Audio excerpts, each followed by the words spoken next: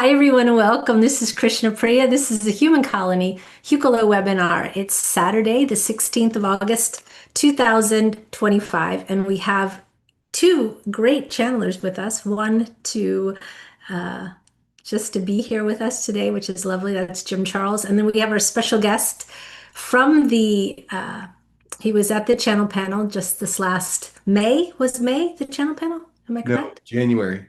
January.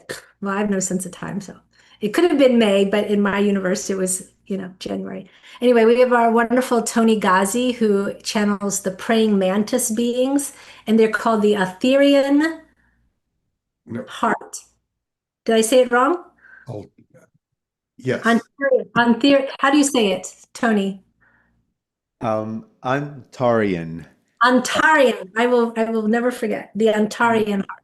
So you're with us, and where are you based out of? I'm in Washington, D.C. Oh, beautiful. That's Yeah. fantastic.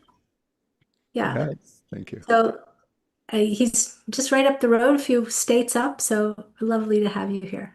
Or a few states down, either way you look at it. Depending where you are, left, right, up, or down. He's somewhere.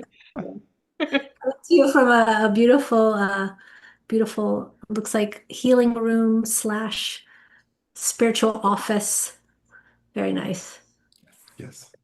When we first came in, he was doing some clearing and there was some incense going and everything. So Very good.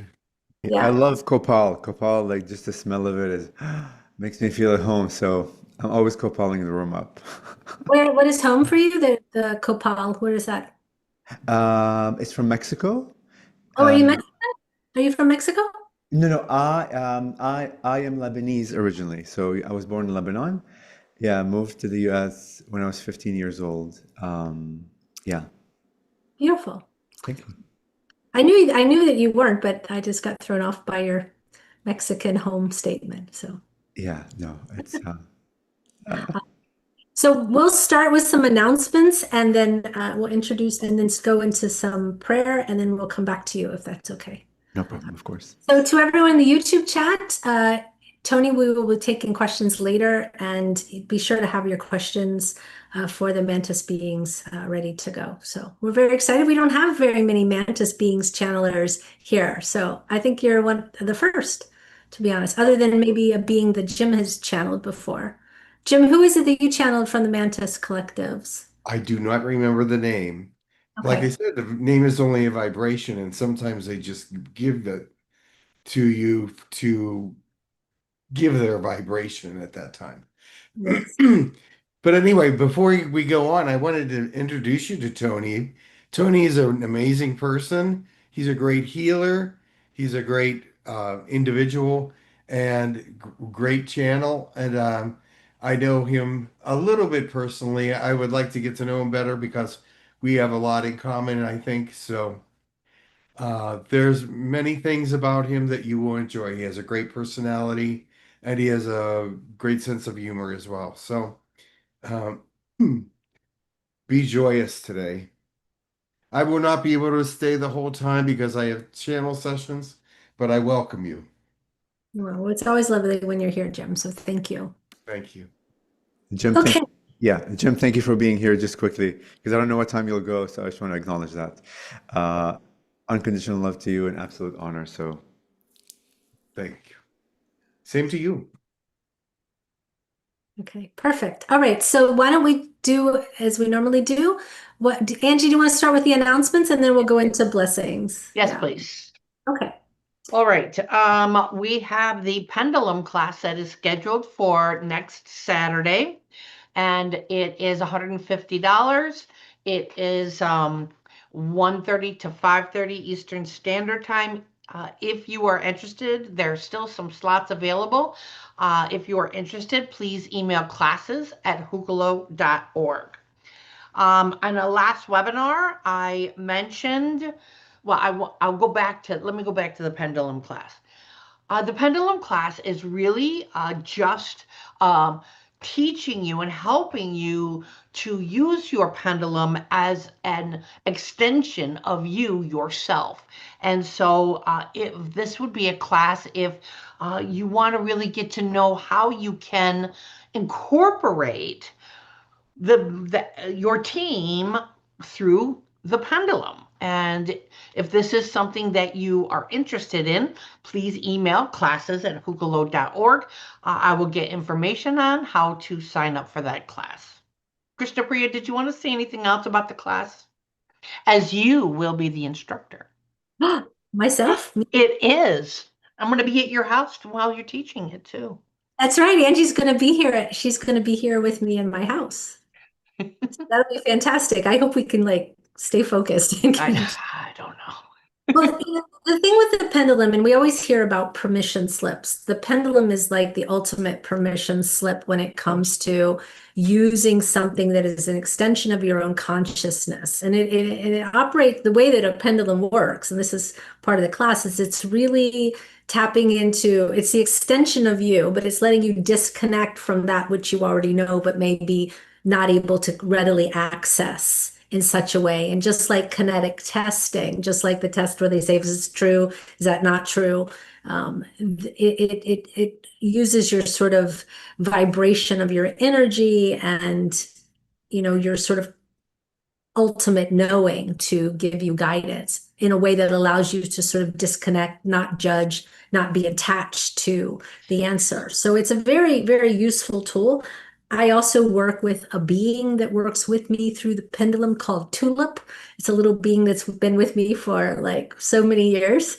She's very moody and doesn't always like to answer questions, but she does. She'll roll under the couch when she's tired of saying yes and no to certain questions. But there's more to yes than no with a pendulum. That is correct.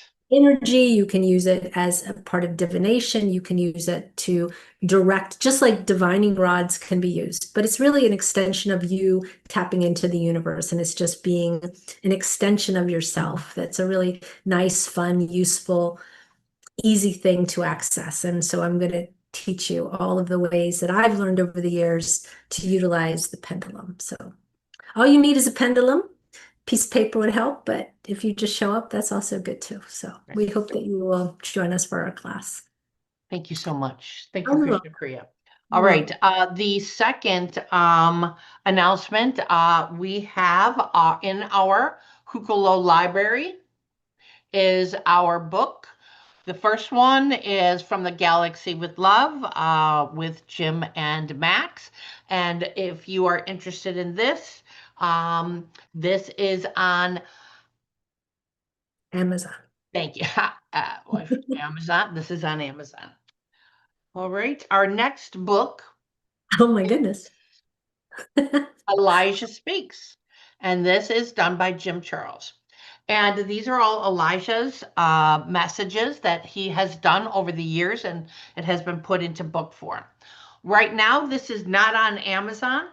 But if you would like a signed copy, a personal signed copy by Jim Charles, the wonderful channel, the person that channels Elijah, if you would like a copy of this, please email classes@hucolo.org.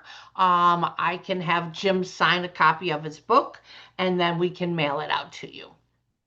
If you're interested, classes@hucolo.org. The second or the third announcement. Oh, I know. There's so many. I know. It's just like, I don't think we had so many announcements. That's awesome. I am the announcer officially. You are. Very good. All right. We've got Jim's website, jim@jim-charles.com, for all your session information on how to contact Jim. Jim's website, www.jim-charles.com. We'll be able to answer all questions on that website. And then our community website, www.humancolony.org. So there's also Hucolo.org, HUCOLO.org. And that one is just Krishna Priya, what is that one? Well, that one is basically the holding page. That is the page that has sort of our front-facing information, where our Facebook groups are, contact info. It gives you a link to our YouTube channel, and then also a place where you can subscribe and become a member of Hucolo, which for $10 a month, you have access, just best price ever. You have access to all of our webinars and to our classes and everything like that. So please, if you're interested in supporting Hucolo, then feel free to go to hucolo.org. And then from there, you can go to the main website, humancolony.org. And I feel like you can go back and forth, but you'll get all the information on the first page, and then you can proceed to the second page. Yeah. Thank you so much, Krishna Priya. That is all the announcements that I have today. Wow, that was awesome. Okay. It was. Greetings, Toni. All right. Okay, so let me just say who we have in the room. We have myself, Jim, Susan, Adriana, Angie, Michael, Celeste, Toni, Wendy, and we have some more people coming in. Did we lose somebody? Okay, there was somebody else here that fell out.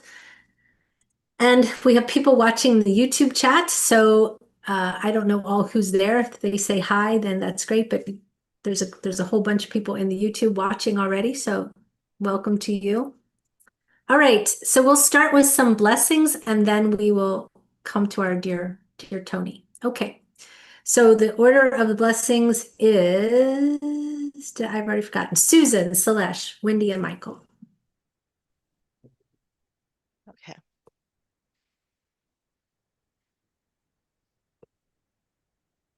Tia sia kia to ya tia sia. Kia toku ya si kia tia suku tia sia. Suku ya sia ya kuta ya tia suku tia tia kukua. Hia sia ya kutia si kia tu ya sia ya kutu ya sia kutu ya tia kutu ya zi ha sia yukuta ya. Blessings.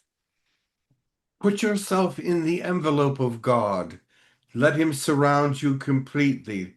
Let him put himself into yourself so that you can work as one, so that you can be as one at all times. Remember, you are an example of what a human being of a high standard should be. So be very careful how you look and act and treat people around you. Suturala matena tu hupulla porshuna na mashe te hu nala na hutu no shu turutu tumpateha ya hala tu shupu purtamanata hetele u tu shu imanaya. Namaskar. Healing is becoming a very important part of this world. Have that energy lift people up. Have that energy become greater. Let it become something that people can trust and know that you can give them, because the world needs healing in so many different ways.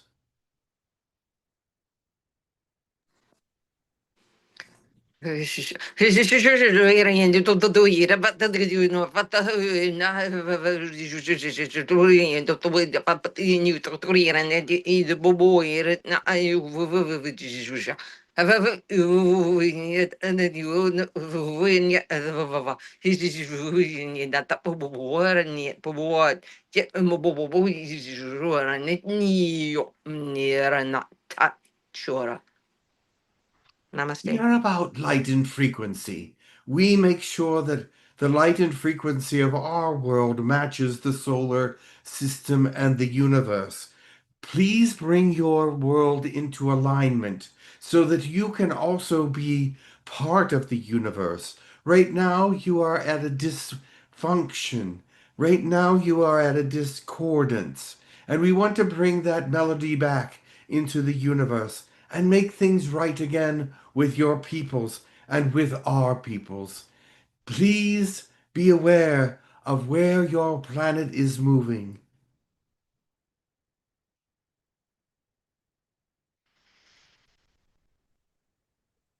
Michael, whenever you're ready.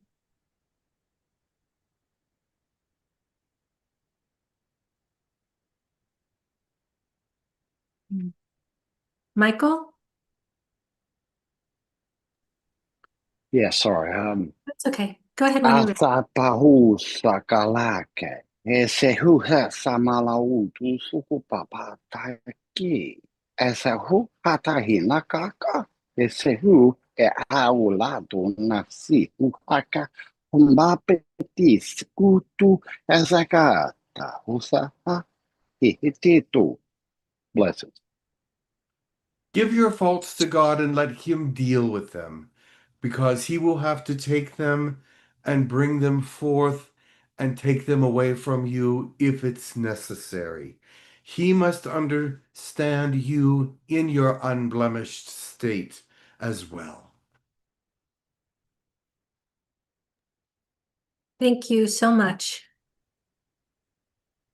Okay, so Toni, let me put you on front and center. Here we go. There you go. Hi. Hi. So you are from Lebanon, but now living in DC, and you have become a channel. Would you be able to give the audience first an introduction to yourself, and to sort of give a little bit of background of your story? Did you just change your bindi at the front of your head since? It changes every day. That's so funny. It's a live form of Did it change since expression. a moment ago, though? Did it change from the time? No. No, I but saw something different on your head. I was in a yeah. different timeline. All right. I was gonna say, but before I introduce myself, I just wanted to acknowledge those four light languages that just came through. And Jim, I've never been in an experience where I heard four different light languages all at once like this. Genius, first of all. I mean, it's amazing because I could feel the frequencies of each one. And wow, how clear Jim is, the way that he channeled. I've never heard him either do that. This is really like truly like my first time, and I just became emotional. I mean, I held my tears, let's put it that way. It was absolutely beautiful. So I just want to acknowledge all the humanoid versions of these beings that have allowed themselves to unlock their frequencies and to be able to speak it that way, and the beautiful channel that Gem is, to have the ability to translate it, because I didn't know what was going on when he said like do the blessings. I thought it was going to be human blessings with human words. So amazing. I just want to acknowledge that. Thank you for. Sometimes it is human words, but a lot of times light language. Human colony's been around now for, I think, going on 15 years. And one of the first things that brought human colony together was all of these people that spoke light languages. Oh. And we used to have, in the days of the Google Hub, is that what it was called? Hub or something like that. What we used to meet Google, some kind of hubs, something. What was it called? But we would get together. Google Hangouts. Google Thank- Hangouts. Yeah, see, but Google Hangouts, we would have all these little subgroups of Hucolo and people having light language gyms where they were practicing light languages, learning about what light language they were speaking. And also a lot of people now that come into Human Colony, they learn light language as they come in, because it's sort of being around the other people speaking it allows other people to sort of release their sort of inner light language, I would say, and be able to express that. Do you speak light language? You know what? I've been told on one amazing synchronicity. I was in Sedona. I mean, I've been to Sedona like so many times the past 2 years, like maybe like 10 times. And I'm going next week, actually, in like 2 weeks, for an event. And three people in one day like told me I need to do light language. I can write light language. I haven't practiced much, and I haven't been called yet. Yeah. When we were in like Mount Shasta, I was also told by another person I should, and I'm feeling the calling. So I'm sure that's gonna happen soon. And like maybe like this is why I kind of teared up, because it felt home Yeah. from all the four beings, and yeah. So we'll see. Yeah, sometimes it's a being coming through. Sometimes it's like the soul language coming out. It really just depends, and different, every time you open your mouth, it may be different, but the whole thing is the vibration, the energy of the transmission. So sometimes it's actually words, and sometimes the meaning is just to put you in alignment. So there's so many different beautiful things, but I can imagine if you're a channel, I mean, that's sort of part and parcel of being able to speak light language. So I'm sure that's something that will come for you soon. So I'm very excited for you. No, totally. And this, what just happened is a massive like synchronicity like for me. The fact I heard four light languages in about less than a minute or whatever that the duration was, plus Jim in interpret, because I don't think there are many No. interpreters. I know one Japanese lady that Ruben Langdon like uses, or not uses, but it's her like speciality, where she is able to translate them. So it's amazing that Jim does that. It just Yeah. yeah, just Yeah. It's not so common that you see translations. Yeah. yeah. So Yeah. Great. yeah, Okay. Now, putting you back on the spotlight. Here we okay, go. cool. Thank you. All right. So thank you for that acknowledgement, because we don't talk about that enough and how special it is that we do that. And I think we've gotten quite used to it. You Yes. know, it's like, oh, do blessings. Okay. So Yeah, no, it's amazing. So, thank you for having me here. Thank you, Jim, Krishna Priya, everybody Krishna. else. Krishna Priya. I'm super bad at names. I don't see anybody. I see Jim. I'm sorry, Angie, and I see Michael, and I see Salesh, and I see Wendy on my screen. So thank you, and everybody else who's here. So my name is Toni Ghazi. I'm Lebanese. I was born in Lebanon. I moved to the U.S. when I was 15 years old, to the Washington D.C. area. I spoke zero English, believe it or not, straight to high school. That's ascension in its own right. But like you're a young boy and like you figure it out. I grew up Greek Orthodox. So like Christianity was my whole like way of living until COVID. When COVID came, when my consciousness really awoken, and literally I like shifted from Christianity to like spirituality, and and to aliens and UFOs and parallel realities and channeling, and good Lord, praying mantis. I mean, it's like one thing to say that I channel like the angels or light, like people that can understand, but to say insectoid beings, it's they're like, it's just a different thing.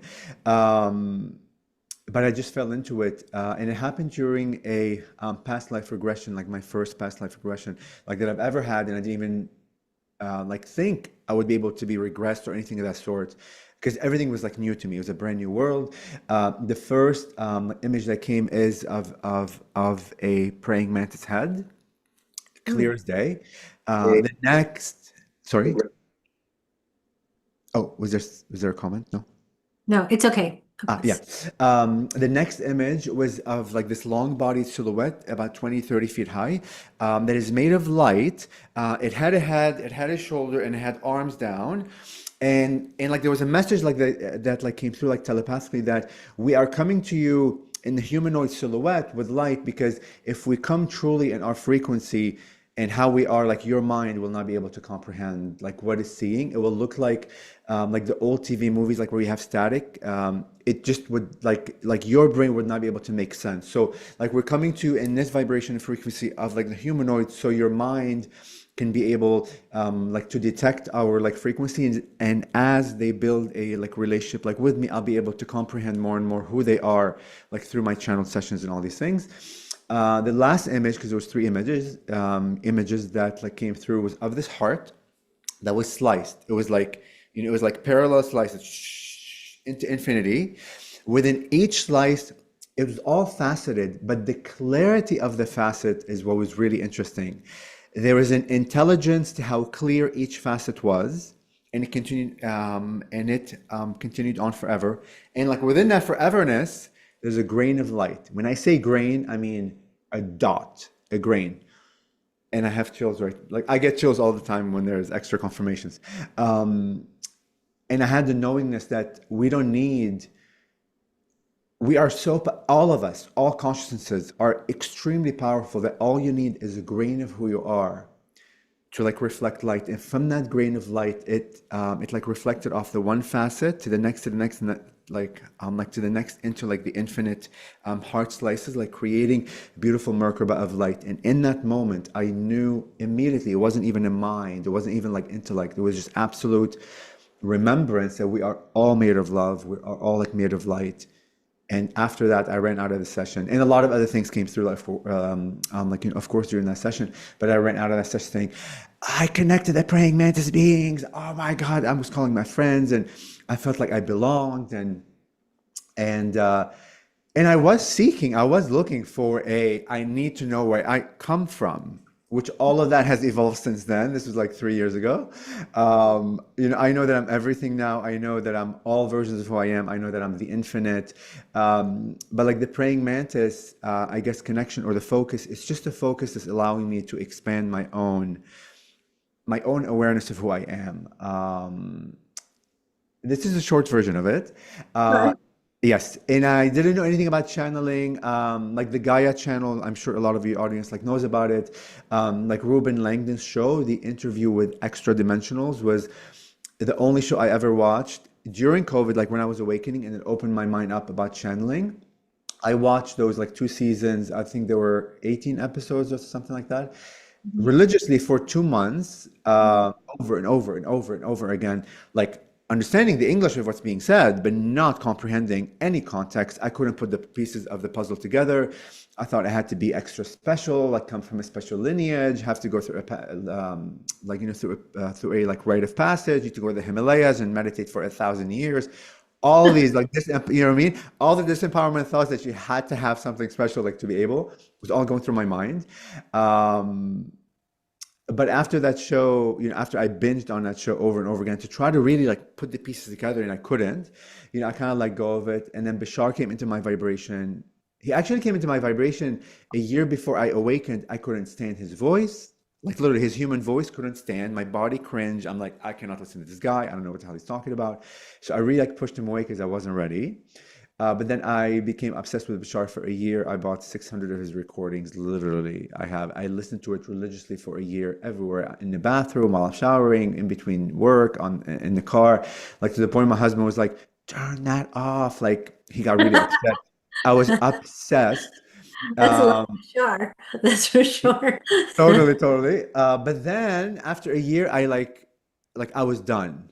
And then I began relying on my own channel, and I understood through Bashar that we're frequency, that we're vibrations, all this new like intelligences, all these new like experiences, and I was able to reconstruct myself or the definition of whom I thought I was like before, to a point where I felt empowered, and I took one channeling class, and I knew immediately. I was the first one that raised their hand, as crazy as that sounds, because I was so insecure of myself and I didn't know I could. And I thought I was lying. I was making it up, and I was imagining all that was going through like your mind, which is very natural, like to go through. But I knew, and I just ran with it. I literally, when I say I ran with it, I jumped into the abyss of the unknown, to the point on the back of my car, I put this massive decal like that says, I talk to aliens, and here's and I created a website like overnight. And I have like a praying mantis like sticker and an alien and a Bigfoot, and on the back of my car as I'm selling real estate. So I'm a realtor, by the way, yeah. So I sell real estate. I never was called on the back of my car like to put I can sell real estate or anything. Like my car has been empty until I awoke, and it's all about aliens. While I'm showing people houses, and I do quite a business here because like people know me. The most magical experience I had. But this is how visceral it was of an experience, like for me, like to go from Christianity to my consciousness, like begin awakening, to jumping into this world that is quite like cuckoo to the people that don't know that, and to say that I speak to insectoid beings while still selling real estate. So I have two businesses like that in this, and I still do. And it was just my declaration, like to the universe, that I'm ready to see who I am beyond who I thought I was. I know I'm always evolving. I keep telling people I don't know how long I'll channel the Mantis beings or like what role I have. I'm becoming super aware that I am a multifaceted version of all, and I get to experience all of it by choice, and by awareness, and like by expansion. So that's a small like tidbit of just a quick like fast track of my life, but I'm happy to answer any questions or dialogue. Well, that's great. I do have the question of like, how have you sort of reconciled with, say, your Christian friends who are maybe very surprised and or shocked by your awakening? Yeah, so look, it depends. Look, if you're secure like with yourself and you know fully that you come from knowingness, like not even the mind, that like vibration and frequency, I like really feel translates into their field, and they're able to receive it like from their own way, because it's not really about convincing them that I do this or try to convert them into this or like even like to believing, but just having a dialogue from a heart open space into what consciousness really means, because Christianity, Islam, and all these other religions are a form of consciousness, right? Um, uh, and I'm gonna tie it quickly like to real estate, because I help a lot of like big organizations like the World Bank, the IMF, the IFC, a lot of clients with PhDs and economics, and they come from all over the world. I've helped every country, which I love working with the World Bank, because every country of the world, I have dealt with every religion, every nationality, and we dialogue about consciousness, because the back of my car, you cannot miss it. Like it's like like literally the first thing you see and they're like, okay, Tony, what is that? I'm like, okay, let's have a conversation. And the most beautiful conversation of just hearing each other and just like seeing each other's facets without trying on each end to like force, or it's just the most heart loving. And I really believe, because like from my view, I'm not sharing it to try to change you. I'm just sharing it because I'm sharing my story with you, and this is it, right? Just expansive in so many ways. It's unbelievable, unbelievable, and so beautiful to witness. Because as like we're dialoguing and like they're coming from the Christian, like for example, aspect of their facet, like there is a little bit of resistance, because I could feel their mind trying to comprehend what it is, but it's just not tangible, because within like Christianity, Jesus is outside of you, like Right. Mother Mary's outside of you, the saints are, I mean, it was my whole life for almost 38 years, and I'm 45 now, so or like 40 years, I guess. And but I try to like, when we speak, I try to have them understand that I used to believe that it's outside of me, because I prayed for years and years and years for Jesus, who is exterior outside of me, instead of him being within me and part of me, right? So there's all this dialogue where I help shift their like understanding of what they already believe in, that seems to be exterior, to for them to begin to see it as it is part of you, right? So and it depends from each person, like where they come from and how they see things, where we dialogue, but it's just absolutely amazing. That's cool. That's so cool. Angie has a question for you. Go ahead, Angie. Thank you so much. So I mean, it's just basically like a comment/question. So what happens is we don't go out and say, oh, I'm a channeler, oh, right, but the fact that you have that on the back of your car, the big man upstairs said, okay, look it. I want you to put this on your back of your car, so it came in as a thought, so that it would prompt the questioning needed for you to share that experience. And, it's just like that is because you're not just going to, in a regular conversation, oh yeah, by the way, right? It doesn't come up, but because it is put out and on the back of your car, that it invites that conversation that would have not happened any other way. Thank you for saying that, because that's how exactly it began. I even have cars honking at me like at times, and at times like they would show the Bible, like Yeah. Jesus is the way, which is amazing, Right. But like kids is the most amazing. I have so many kids where they honk, or like they tell the parents to honk, and they say, we believe," and like they give me peace sign, right? Because they see the alien spaceship. Yeah. Kids are so intuitive. But just so you know, I do go out there and I tell people, as I'm selling real estate, and I meet strangers every day, and I'm good with people and I have like great connections with them. I immediately say, I channel, I talk to spirits. I want you to know that. I don't hide that. I go to the World Bank, and I talk to these very highly educated. And I say highly educated, like from the sense that they're very in a corporate, Yes. super corporate, super bureaucracy there. And I tell them, and I have all these markings like everywhere. I dress the way that I dress sometimes. I'm not afraid to be me and to Right. So it really invites, and look, people see this and like they begin like kind of dialoguing, and oftentimes like they're afraid to ask because they don't want to like offend any kind of religious thing. They're like, I'm like, it's okay, it's cool, ask.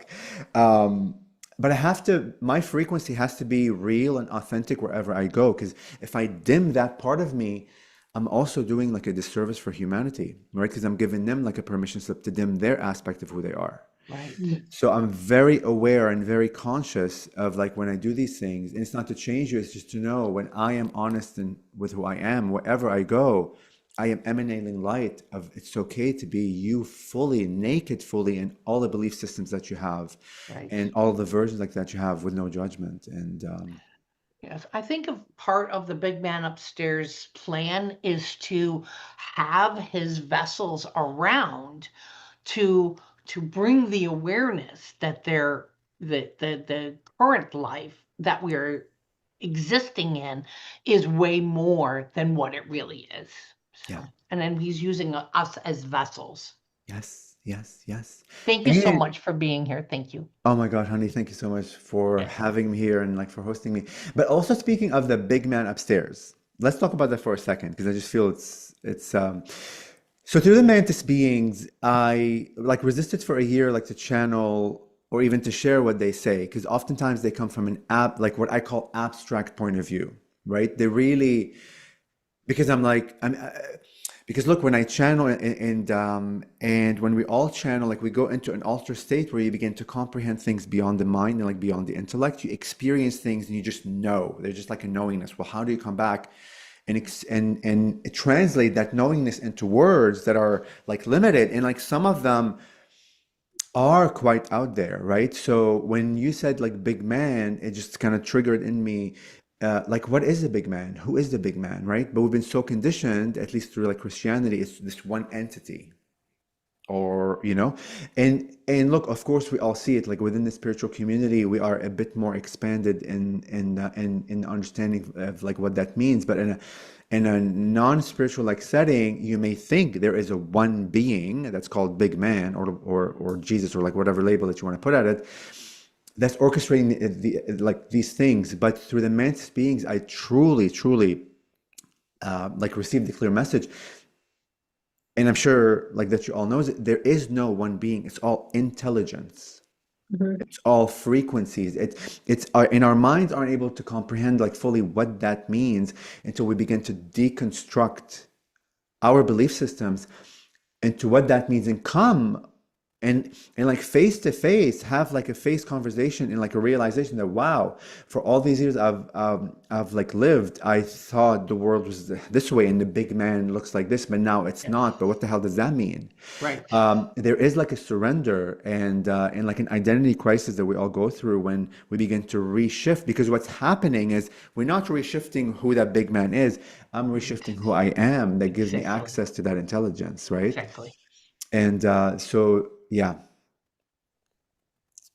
Very cool. Very cool. I do have a question before we get going. Just Wendy has a question too, but I want to do mine first, just because it'll be a transition. But the mantis beings themselves, do you know why they why they came to you? Like I'm a channel as well, and I have a very clear indication, and I'm sure Jim has a very clear indication of the beings he's channeling as to what is his relationship to them, how's he connected to them. And I'm just wondering, like, do you know what is the sort of alchemical connection or that you have with them? Are you one of them?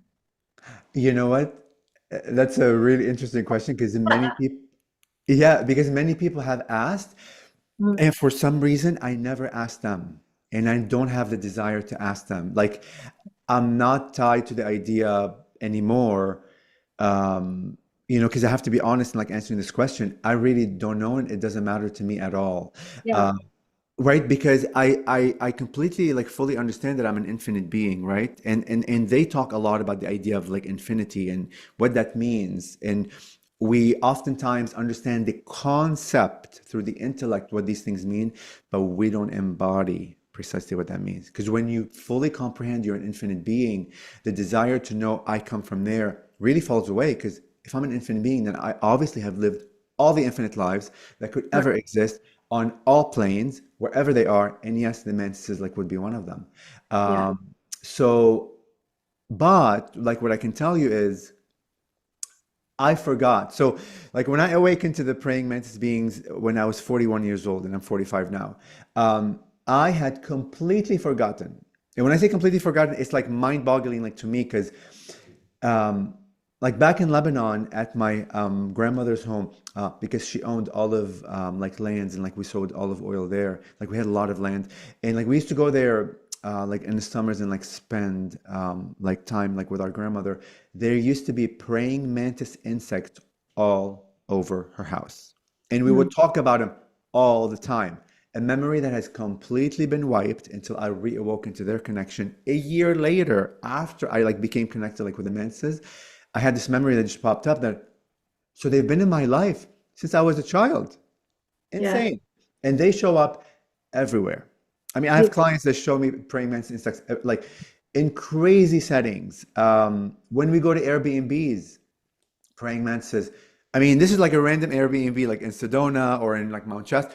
Praying mantises like show up, and I email and I text the homeowners on purpose because I want to prove to myself it's not just a coincidence. And literally every single time, like they say, we've been in Mount Shasta or in like Sedona or like in LA for 25 years and never seen a praying mantis. And I have videos of all these. Like it's insane how they keep showing up to remind me of that connection. So yes, have I lived like a life? I'm sure. Have I been one of them? I'm sure. But like the aspect of whom I like, I connect with aren't physical. They are of light, and they are, of intelligence, and they are of a non-form form, if that makes sense. Right. Yeah. Yeah, the reason I asked that is I agree with you. If we are truly infinite and we're all God, then of course we've been everything. We've all been Jesus, we've all been Mary, we've all been all of the beings. And then yet our conscious focus is on this life, this time, this now.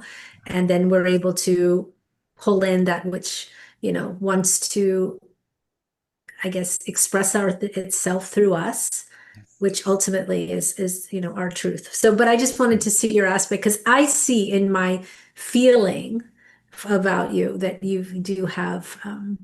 It feels to me if you think about proximity, that there's no proximity within our sort of line of incarnations that all connect into our oneness. I do see in close proximity mantis beings.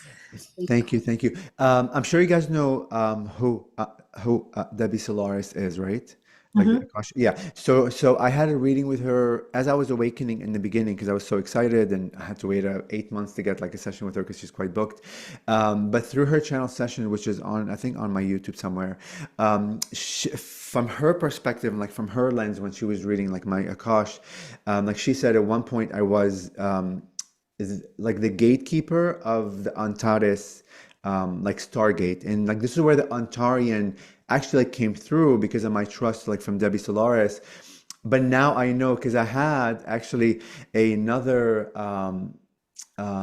this like super amazing astrologer in Ireland, and it took me a year and a half to get a session with him. That long that I even forgot when the session came that I even like had bought a session with him. But like when we were meeting and he started, like the moment we met, he started laughing. He's like, "You have no idea who you are." I'm like, "I don't know, you tell me." He's like, "It's funny you say or like you name yourself like the Antarean Heart because the vibration of like the Antares and the way that he like described it to me from his lens, as this intuitive like astrologer, is the unconditional love." And when I say unconditional love, I'm speaking about a specific frequency of knowing what that means. Again, and like the praying mantis have clearly told me, humanity conditionally loves. We enact, we perform the idea of what unconditional love is from a conceptual idea, but we don't embody yet that frequency. Because the idea of contact, when people say, "I want to connect to aliens, I want a spaceship to come down, I want." Well, that will happen when humanity, or a portion of humanity, a good portion, is really like resonating with the embodiment of unconditional love, because that vibration alone is the invitation for all the star beings that already know what that is, that we can now communicate and be one like with each other. So the way that he said it, like when he started laughing, he's like, and when he like began speaking about like, you know, unconditional love, I knew what he was saying because I already like felt and I knew that vibration, and it made sense then. Like the Antarean, like that I have to keep that name because it's a specific frequency of, you know, unconditional love, and like the mantis beings. So yeah. Interesting. Very cool. Very nice. Thank you. Just moving forward just a little bit because we have like a few more minutes before we Sure. would start channeling. Sure. Wendy has a question. Go ahead, Wendy. Hey, yeah. So before I ask my question, you were talking about seeing the praying mantis in Mount Shasta, and when we were driving back and had to stop and get gas, so we're probably about 10 miles out from the airport, and I'm hopping out of the car and coming around, and Susan goes, "A praying mantis, a praying mantis!" And so we went over there, and I started taking photos, and I'm like, "Yep, the mantis are around us."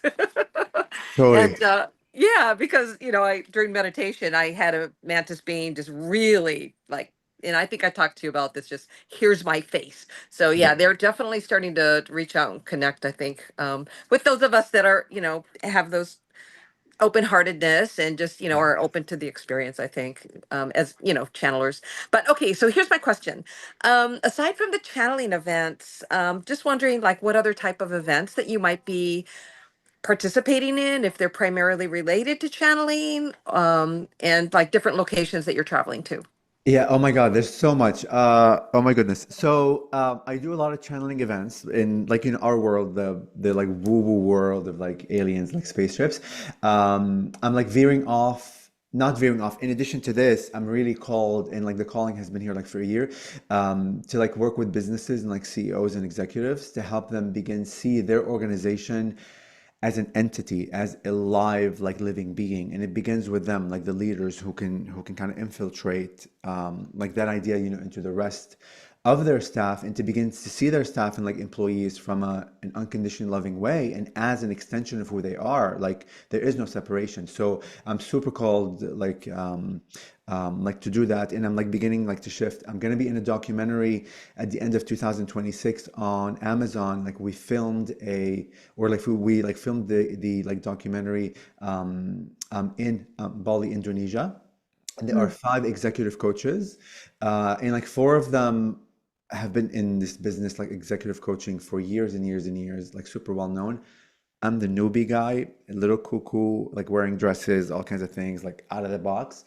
Yeah, so I'll be on that, and like that will be a good like uh, like a platform for me, like to like really connect, to begin to connect like with the world, and like to a lot of like, you know, organizations to have them see like that aspect of me. Um, I do like a lot of like, you know, online events like this, but I'm going to Sedona to the Consciousness Awakening in like 2 weeks. I'm gonna be also in Ibiza, Spain. It may be like in person next week. I don't know. I may just like buy tickets and go, or I may just do it online. Like super crazy. I was invited by a family, like to channel for them at their villa in France and in I think Mallorca, Spain. It was supposed to happen like in September, but like we pushed it. I'm gonna be in West Virginia at the channel panel, like again, like, but I won't be speaking. I'll just have a booth because I already have the speaker lined up. I'm going to be LA Conscious Expo, a lot of events. So if like you go online on my website, there's like an event tab there, like you'll see it. I have a book coming out. It's been ready like for 2 months, but I'm just like trusting spirit on like when it like needs to be out, and it's messages like from the Antares and like the like praying mantises. I'm also part of 3 other books, like anthology books, where I wrote a chapter of, and there's like 20 other authors. Like 2 have come out, like and like 2 are being in the works, and I haven't even advertised them on like social media, like, but I will soon. I mean, a lot is unfolding. I'm super open. I love collaboration, and every time I go to the events, you know, because look, I like, you know, I come from the corporate world, and like we all do probably, right? The 3D world, but there's always competition, right? Like the idea of, you know, of, oh, like these are my clients, or whatever. You know, I don't believe in that anymore. And I did come from that, you know. I like I grew up in lack, and I had to like work on success and money and blah blah blah, and like competition, and of course in like the real estate world is super competitive, although I haven't been that way because I trust the universe. But like when I go to these spiritual events, I always like when I talk to people, and like you see Wendy, I was clear with you. I said, I love collaboration. We need to support each other because within the spiritual like, community and all these events, there is a 3D element also of like lack.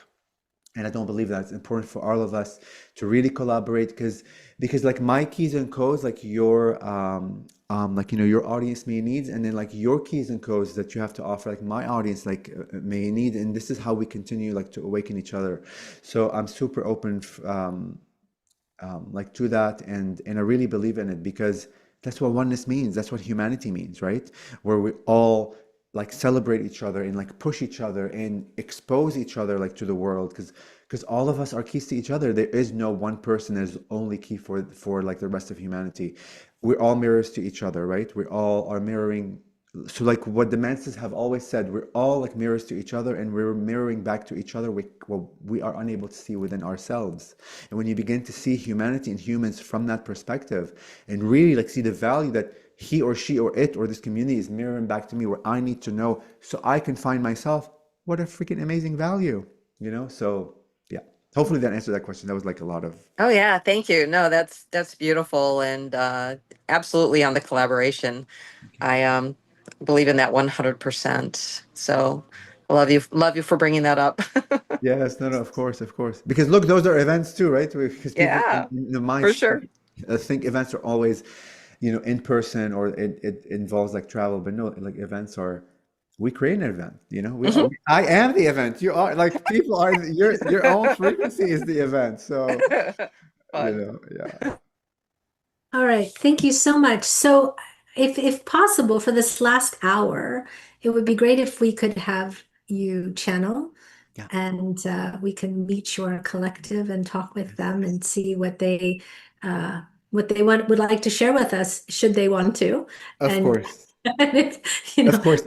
they could say no, but we would be so happy if they did channel. So No, like they're always open, and like it's like my men's beings like to talk, but they don't like to talk. So like how there are channelers, and I don't know if like Jim is like this, and like with no offense to people that do that, like they can just give messages like randomly. Like they do like a little bit, but they love dialoguing. They love for you to ask questions. They want to answer your questions because they feel into your vibration and frequency, and they bring back the answer from that perspective. So I'll bring them in.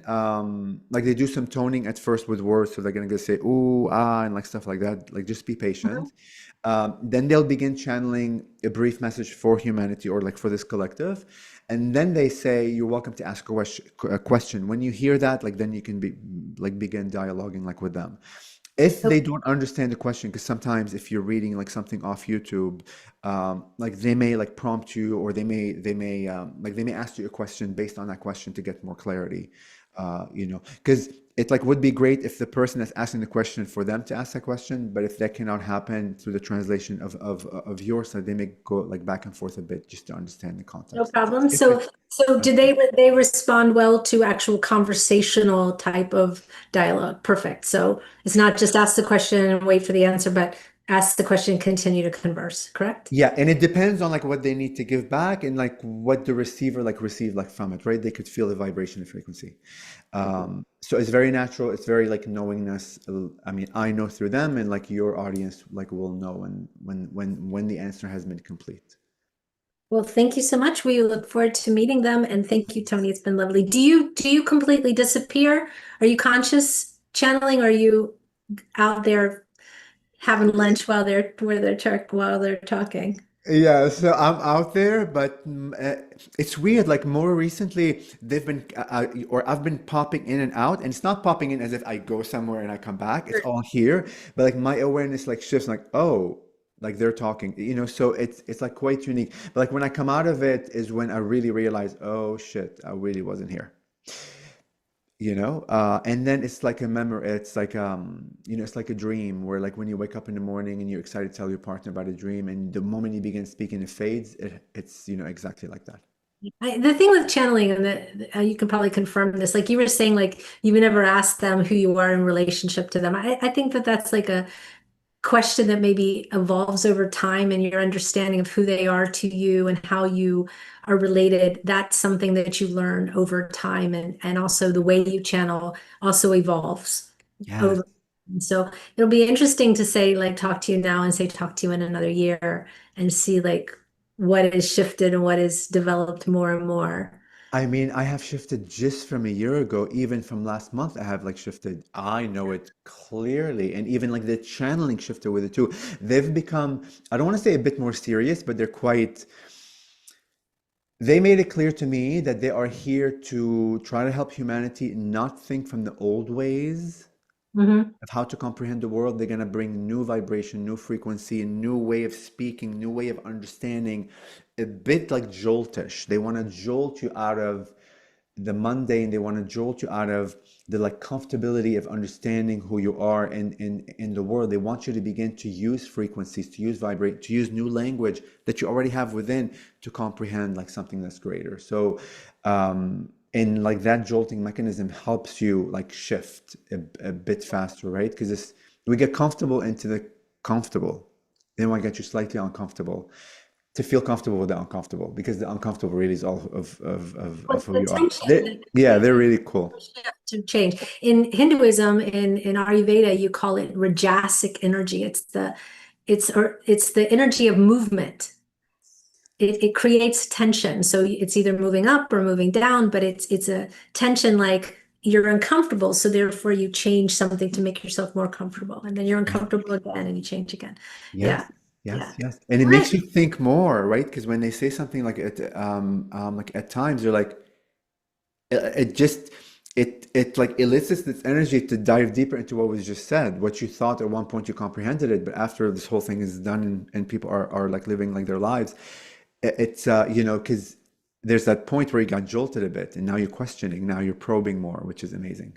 Yeah. Yeah, Okay. Well, yeah. thank you. So we will Okay. let you do your thing, and I'm sure they'll announce themselves basically. Okay. Yes. Yeah. All right. Well, we look forward to your channeling, and we will see you when you come When I back. come, okay, and like you can bring me back whenever, like say like we're done with you or however you want to say it, and like they'll come back an hour and a half, whatever you want. Okay. I'll basically probably just say we're coming to the end of our time, Sure. something like that. Okay. Okay. Okay. All right. You're welcome to close your eyes, guys. If you're driving, please don't close your eyes. Know that your eyes are closed in the ethers. Just keep driving safely. But just open your heart. And really, the idea of opening your heart that I have to say right now is anything that society has really taught you to not do with me right now, within this beautiful like container, please do.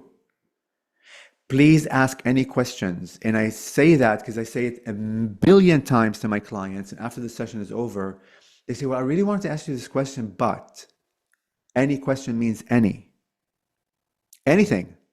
about sex, about money, about relationships. And I'm saying the word sex to kind of jolt you a little bit. And like, this is me, okay? I'm half channeling, half not, you know, anyhow. It's important for you to deconstruct and come in. Open heart means everything is on the table. So be authentic, be pure in the way that you ask the questions so you can receive the purity and the clarity that you are desiring.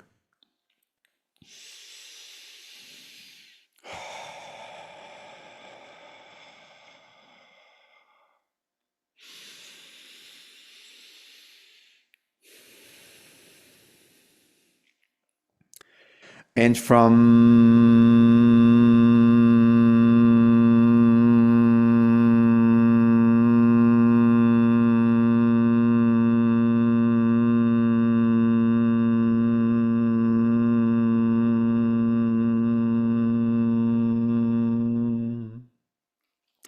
the Antares Stargate, we come through in this way.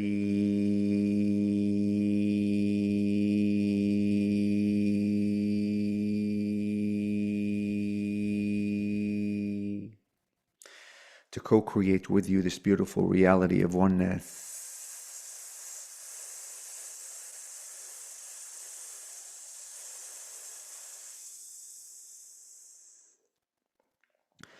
To merge our hearts with your hearts.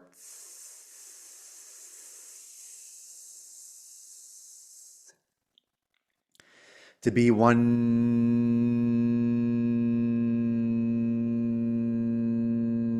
in this way, to be one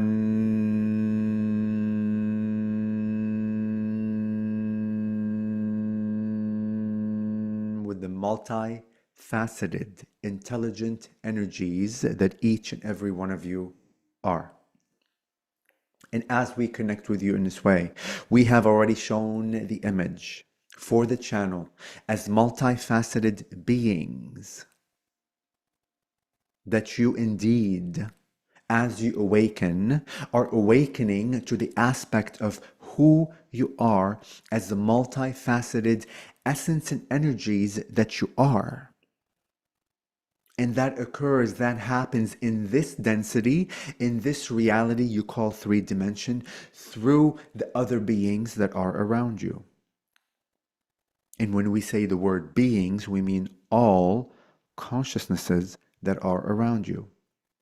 That even the leaf on a tree that is right in front of you is another facet of your own intelligence, living its own life, its own essence and frequency from that lens. And the opportunities are abound, our dearest ones. You are surrounded by ascended masters, each and every one of them gifting you access to more of who you are. And that's what humanity, in a sense, is searching for.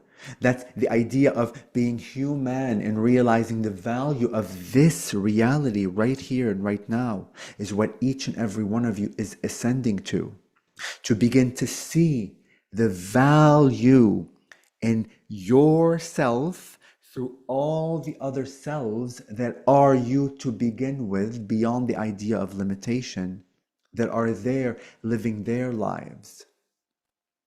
And when you begin to vibrate on the frequency and the vibration of that unconditional love, seeing yourself in the many that seems to be exterior and outside of you, and begin to dialogue from that way, begin to see your life from that perspective, you will begin to retrieve and collect all of the keys that will unlock all of the doors that you are seeking to whom you call the heavens. And from that frequency and vibration of knowingness that you are surrounded by the many selves of who you are is what will give you access to the cosmos, our dearest ones. And oftentimes, many parts of who you are reside within your shadows. Aspects of your own beingness. And that's where it begins. It begins with the version of you that you call human. It begins with your physical body. It begins with your essence, vibration, and frequency, with your story. Your specific story. Every breath that you took, every heartbeat that you have and are having, every step that you took, every experience that you had, every choice that you made, all of it. And when we say the word every, we mean every. From the moment you were crystallized and born on this planet into the age that you are now, every microsecond of a choice, of your existence, of your breath, of your heartbeat, of the step that you took, is your story. When you begin to see that with value, then you begin to vibrate the frequency of unconditional love of self. As humanity has been conditioned to judge aspect of self, decisions that you have made, choices that you have made. So when you begin to go in the parts of your own shadows that you have buried, that you have shunned away, that you have suppressed, and dig them all up, to see them with unconditional love, to see them of value for creation, for the intelligence of all. That there is no judgment within thyself. When you vibrate from that unconditionality of love towards yourself, you will then be able to see the unconditional love in others and honor their experiences, honor their choices, honor their beingness. And from that co-creation, you will begin to build a humanity of the high frequency that you are searching for, the frequency of value, the frequency of love. And from that is where humanity will, in a sense, ascend to the next level. Although from our view, there are no levels in which you see them, our dearest ones. We simply see everything as an awareness expanding into its own self. And with that, our dearest ones, we begin our dialogue with you in this way. We are forever grateful for this interaction. As you are allowing us to see you fully in your glory, and you are allowing us to expand and ascend and be aware of the infinite through your lenses. Each and every one of you are of value to us and to creation. You may ask whatever question that you have on your mind, our dearest ones. Thank you so much. Our friend Susan has a question. Go ahead, Susan. Hello, it's lovely to have you here. Um, so my question is just recently, just recently in the last 2 to 3 weeks, myself and also Wendy, we've been connecting with mantis beings, and so when I speak their light language, I also translate light language as well for myself. Like I'll see their face, like a mantis face, and even today with my light language blessing earlier. I got a mantis face and I got the name Tara, and I believe it was a female. Um, and and I also in previous channeling understand I've had at least one lifetime as a mantis being. So I'm just wondering if there's a message from them or from you, I should say, about why this knowledge, this connection is coming, I should say, back into my awareness at this time, and like how to further that connection, or if I'm supposed to continue expanding my channeling of the mantis beings, um, or just connect for my own personal growth. Yes, many questions in that packet, our dearest one. We appreciate you for hearing your own calling. And as you speak of the idea of mantis beings, and specifically the name, how do you spell that name? Uh, Tara, the one that came through today is Tera, is because I'm very have a strong claircognizance, so I'll actually see the spelling of names, words, phrases, that sort of thing when I channel. Um, but this was the first time I connected with Tara, the light language today. Do you see our smile? Yes. And that is to confirm for you to continue to trust your intuition, because the version of the mantis being that you are speaking of is of earth. No wonder you spelled the idea of Terra, the vibration frequency, as Tera. In your Yeah. Spanish language, Tieera, tierra, means of earth, earthly, or Terra. All of them, the Yeah, vibration yeah. frequency. I thought about the with the two R's, and but then I got it with one R. But yeah, I did think Yes, of Terra as yes. as that And Earth connection. Yes. indeed, and the spelling specifically, whether it's one R or two R's, are irrelevant. We are here simply dialoguing with you in this way to help you remember and be clear on your own cognizance of what you have received, your own intuition. But the being that you are connecting with is of earth, of physicality, of earthly elements. Does that make sense? Yeah, I did feel that, and yeah, there was a couple different connections in Mount Shasta. Yeah, the one at the gas station that Wendy, I was filling the tank and there was a mantis right there on the cement next to the gas pump. And I've never seen one in person before, so that was amazing. But there was another occurrence where we were out to lunch like the day before, and this mother and young girl were waiting for a table, and we started talking to them, and the little girl uh connects and keeps finds mantis beings in in her garden, and like and connects with them and keep in the garden. So like we've had synchronicity on that trip as well in Mount Shasta.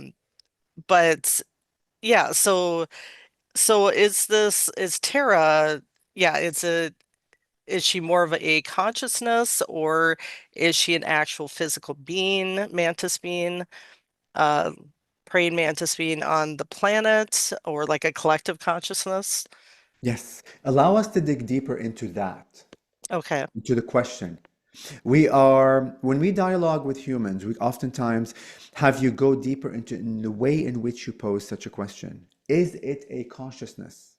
What is consciousness to begin with? Each and every one of you is consciousness. The form in which the consciousness can show itself can be different. You may be physical, you may be quasi-physical, you may be etheric, you may be all other forms, but each and every one of you are consciousness.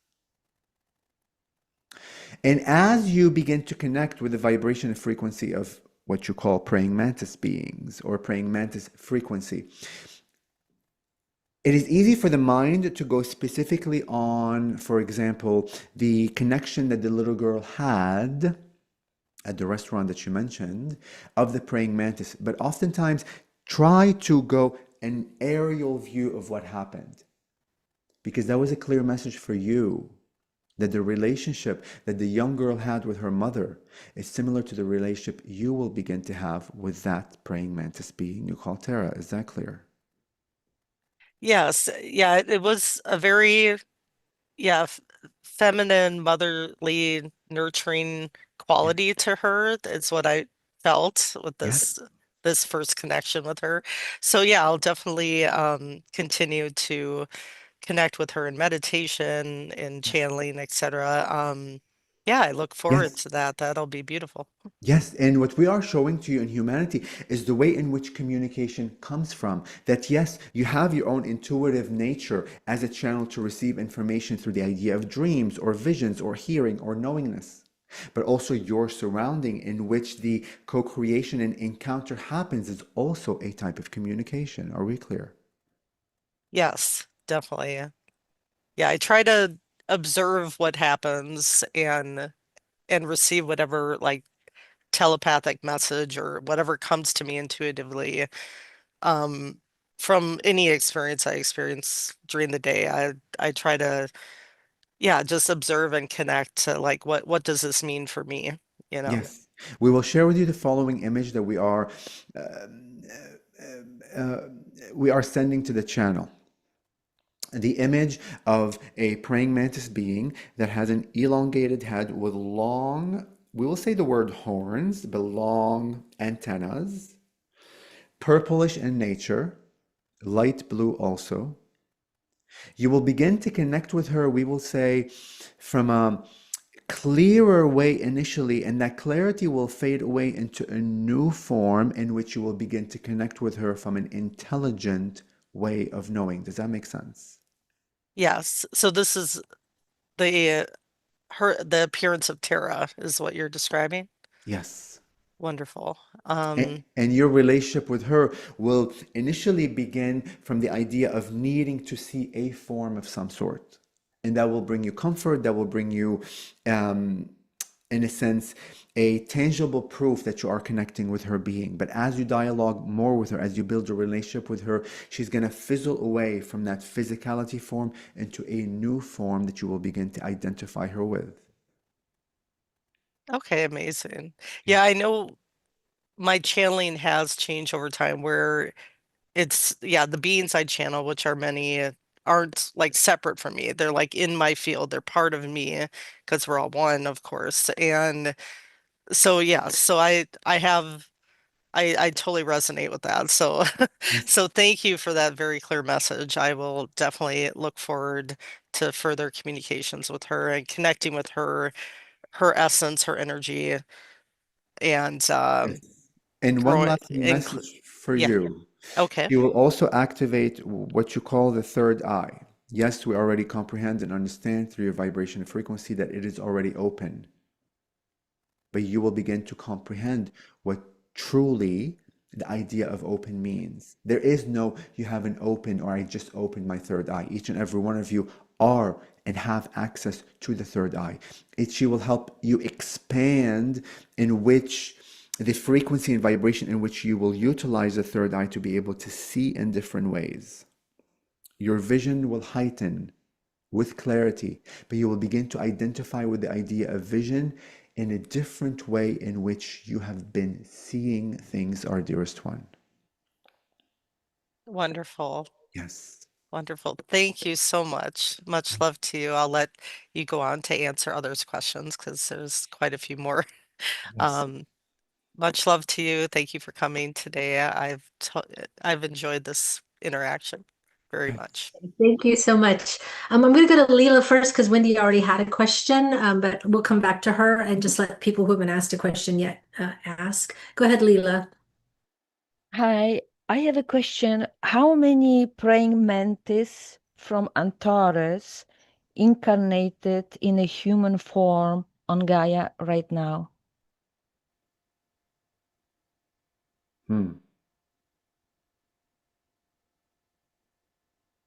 In this specific timeline, you understand the idea of timelines, yes? Yes, You also comprehend the idea that when each and every one of you expands their own consciousness into knowing whom they are, that timeline shifts, yes? yes, Then within each second that is shifting, yes? yes. What about the ascension timeline? You see, we will answer that question for you in a moment from the, we will say, limited way in which you are thinking. But what does ascension mean to you? There is Expe- no one timeline of ascension. You see, within the idea of infiniteness, and this is where we always go back to jolt humanity from their comfortable space. You say that you comprehend the idea of infinity, that I'm an infinite being. Well, within that understanding of what infinity means, there are infinite ascension timelines. Are you comprehending what we are saying? yes, that means it's no answer, and that's all right. Because Yes. it is not about the numbers. So I got the understanding what you are saying. Yes. So do you have any personal message to me, whatever subject you would choose, anything? Yes. Allow us to connect deeper with your heart and open your heart fully to us. Fully open it to us.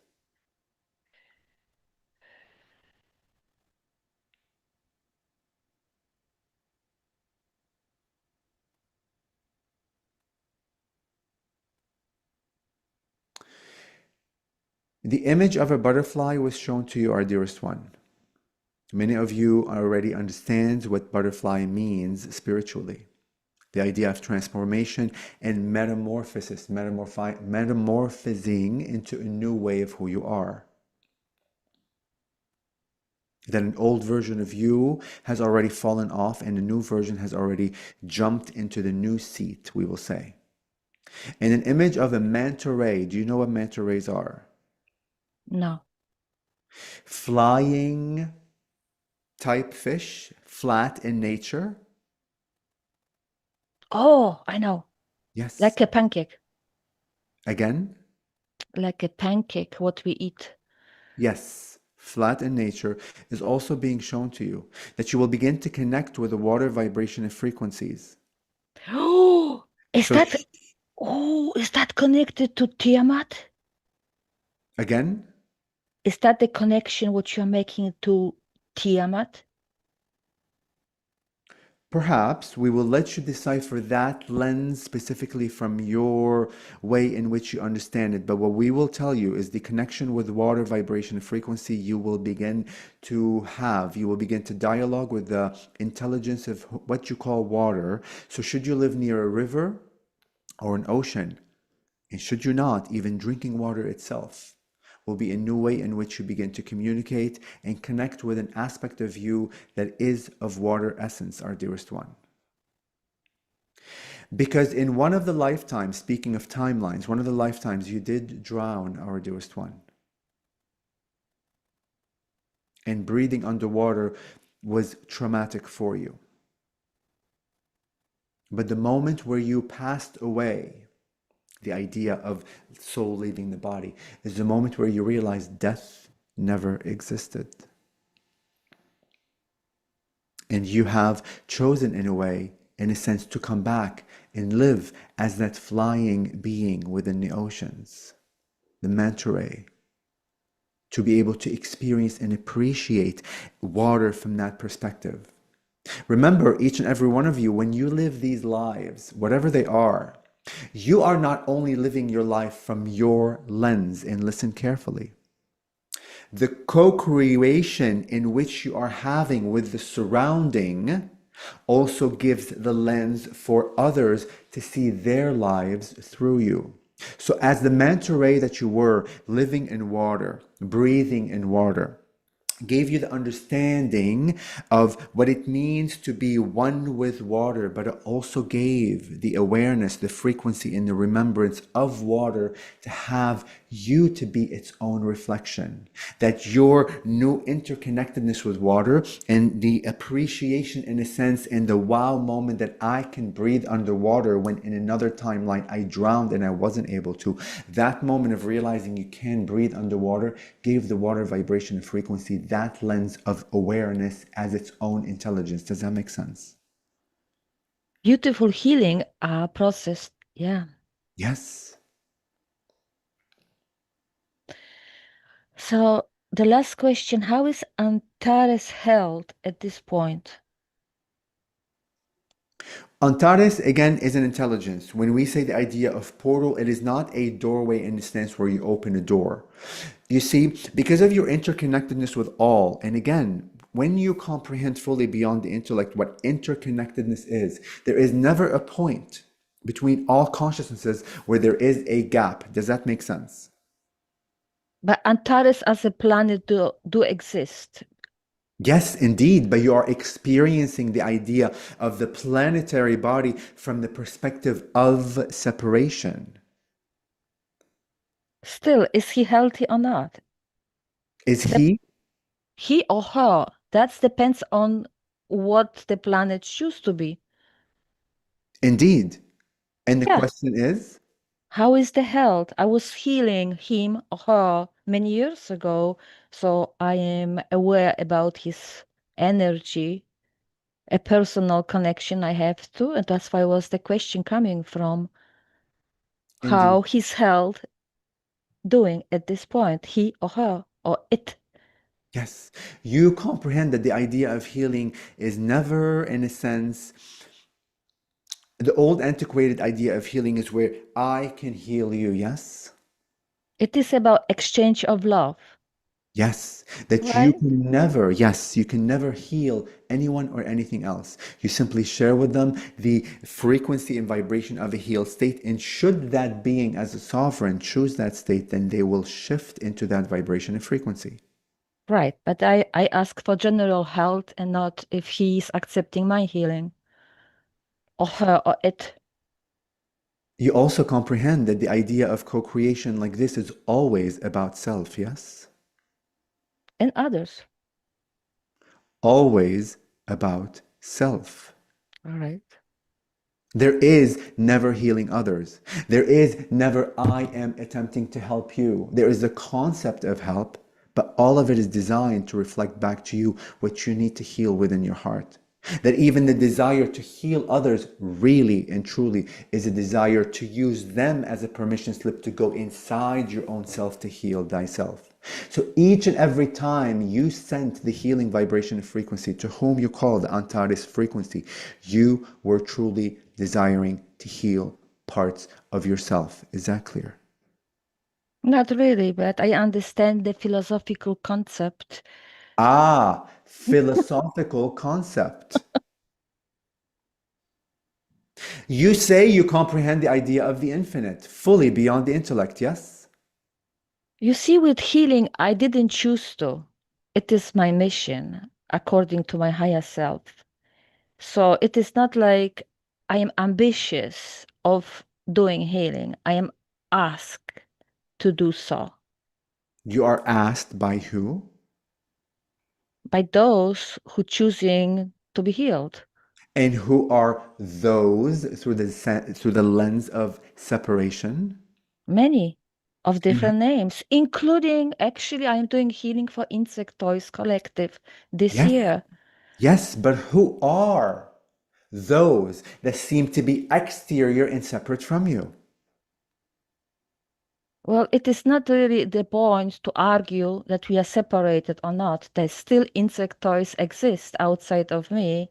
Indeed, but who are they as consciousness? They are part of Prime Creator, like you and me and everybody else in this room and in this universe and all multiverses. Yes, and they Yes, are you, our dearest one. They are versions of you. They yes, are but living. would that change? Does nothing change doing healing for somebody or not? Because we are one, that doesn't mean we should not do service for others and argue that we are one or not one. So anyway, I Our would dearest say, one, be mindful. We will use your word, the idea of philosophical nature in which you see others.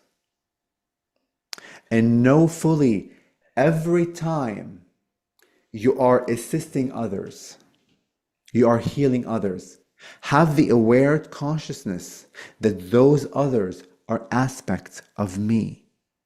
Keep that in the vibration and frequency. Because truly, what is occurring through the lens of separation, you are experiencing other parts of who you are as other beings. And they, as ascended masters, are using their role to help you heal yourself through the idea, the philosophical idea that you are healing them. Is that clear? healing is only one art of service. There are millions of services. Yes. So it was just a rather practical question, and that's it, That's how I Okay. see it. So thank you. Yes. Thank you so much. Uh, why don't we go to Michael? Go ahead, Michael. Greetings. Greetings. Can you hear me? Yes. I have a good question. It was even Sylvia Brown talked about I was just outside just a minute ago, and I do believe I know people on here might be in colder regions where they don't see butterflies, but I always was told, and I do believe, even at work, sometimes when I'm outside, you'll see a beautiful butterfly that'll just catch your eye, and I think. Are they sent from loved ones? Are they like little messages? I feel like they are, but what is it? When you see a butterfly, to me, it's a very special uh, to see. Yes. And we enjoyed the way in which you said, when you see butterfly. The frequency and vibration in which you posed that question was a new way of seeing. That oftentimes you may see butterflies flying, but you may not see them. In those moments where your soul, where your own knowingness within yourself knows there is a message, that's where that seeing occurs. There are many invitations in which you, in a sense, can prove to yourself, as a being who has forgotten of your own interconnectedness, the messages that you can receive from any beings and all beings around you. Yes, butterflies can be, again, as part of the infinite, messages from whom you call the dead, although, as you know, there is no death. Or other souls that have chosen to leave the physical and go into the ether, into energy essence. And the lens in which your belief system sees the world is the key in which you experience the world around you. Does that make sense? Yes. So be mindful that should you catch yourself to limit yourself slightly, even though many of your ideas may seem slightly expanded, you can still expand them to the next level in a sense. You can still stretch your understanding of what connection is and messages are around you within your own self, and begin to teach yourself to put on new lenses to see the world differently, because we guarantee you that the messages in which you will receive will be different, lens to lens to lens to lens to lens. Is that clear? Yes. Yes. And as we dialogue with you in this way, this is also to remind you that you are the creator, in which you begin to unlock or not unlock the world around you. You get to choose. And the being that we are speaking of, that perhaps is sending you communication from the other side, that may be perhaps to the idea of someone passed on that is a relative to me, is really a consciousness of you. It is an extension of you, aware of its own self, of whom you call your relative, but it is truly another aspect of you attempting to communicate to you from the beyond. The idea of future lives, the idea of future timelines. Does that make sense? Oh, yes. That's really complete. Yes. Yes. And, from Malcolm, my spirit guide, does he have any message? And then like a message for anybody, like something real positive, like everybody would want to need at this moment in time on Earth when it's really hard. We will focus on you. The image that we have shown to the channel is of an explosion of light. That you are not yet into the essence of frequency of who you actually are. Do not be afraid to step fully into what your heart already knows, the bright light that you are, our dearest one. And worry less about others and focus more on thyself. You have been always guided by that being, and you will continue to be guided by him on different timelines, but other beings will begin to pop into your vibration and frequency. Your dream state will begin to heighten within the next week of your timing. And a new introduction will occur, our dearest one. Thank you so much. Blessings. I'll let someone else ask a question. Thank you. Thank you so much. It was nice to have this. Yes. Thank you. I love the butterflies and feathers and pennies that always arrive with beautiful messages. So thank you for that clarification. There is a question from Adriana. Go ahead, Adriana. Hello, thank you for coming. Could you please speak on the subject of compassion?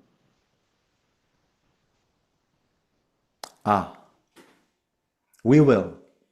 Allow us to see and understand from you what compassion means to you.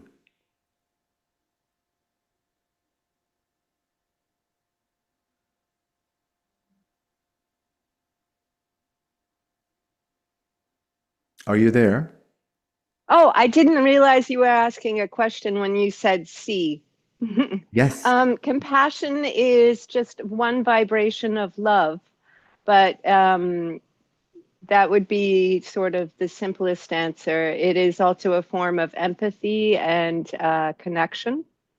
Yes. Let's dive deeper into that. Give us an example where you have felt compassionate towards others. When I see a child scrape their knee and they're screaming, instead of being annoyed, I feel compassion for them. When you see a child scrape their knee, you feel annoyed, you said? I feel compassion for them instead of feeling annoyance. And why do you feel compassionate for them? Through a feeling of connection, recognizing the self and the other. Yes, let's dig deeper into that. What emotions happens when you see a child scrape their knee? I feel connected to their pain, and I don't feel their pain literally, but I can remember how I felt in their situation. Yes, and how do you see that being when they are in that form of pain? I see them as beautiful.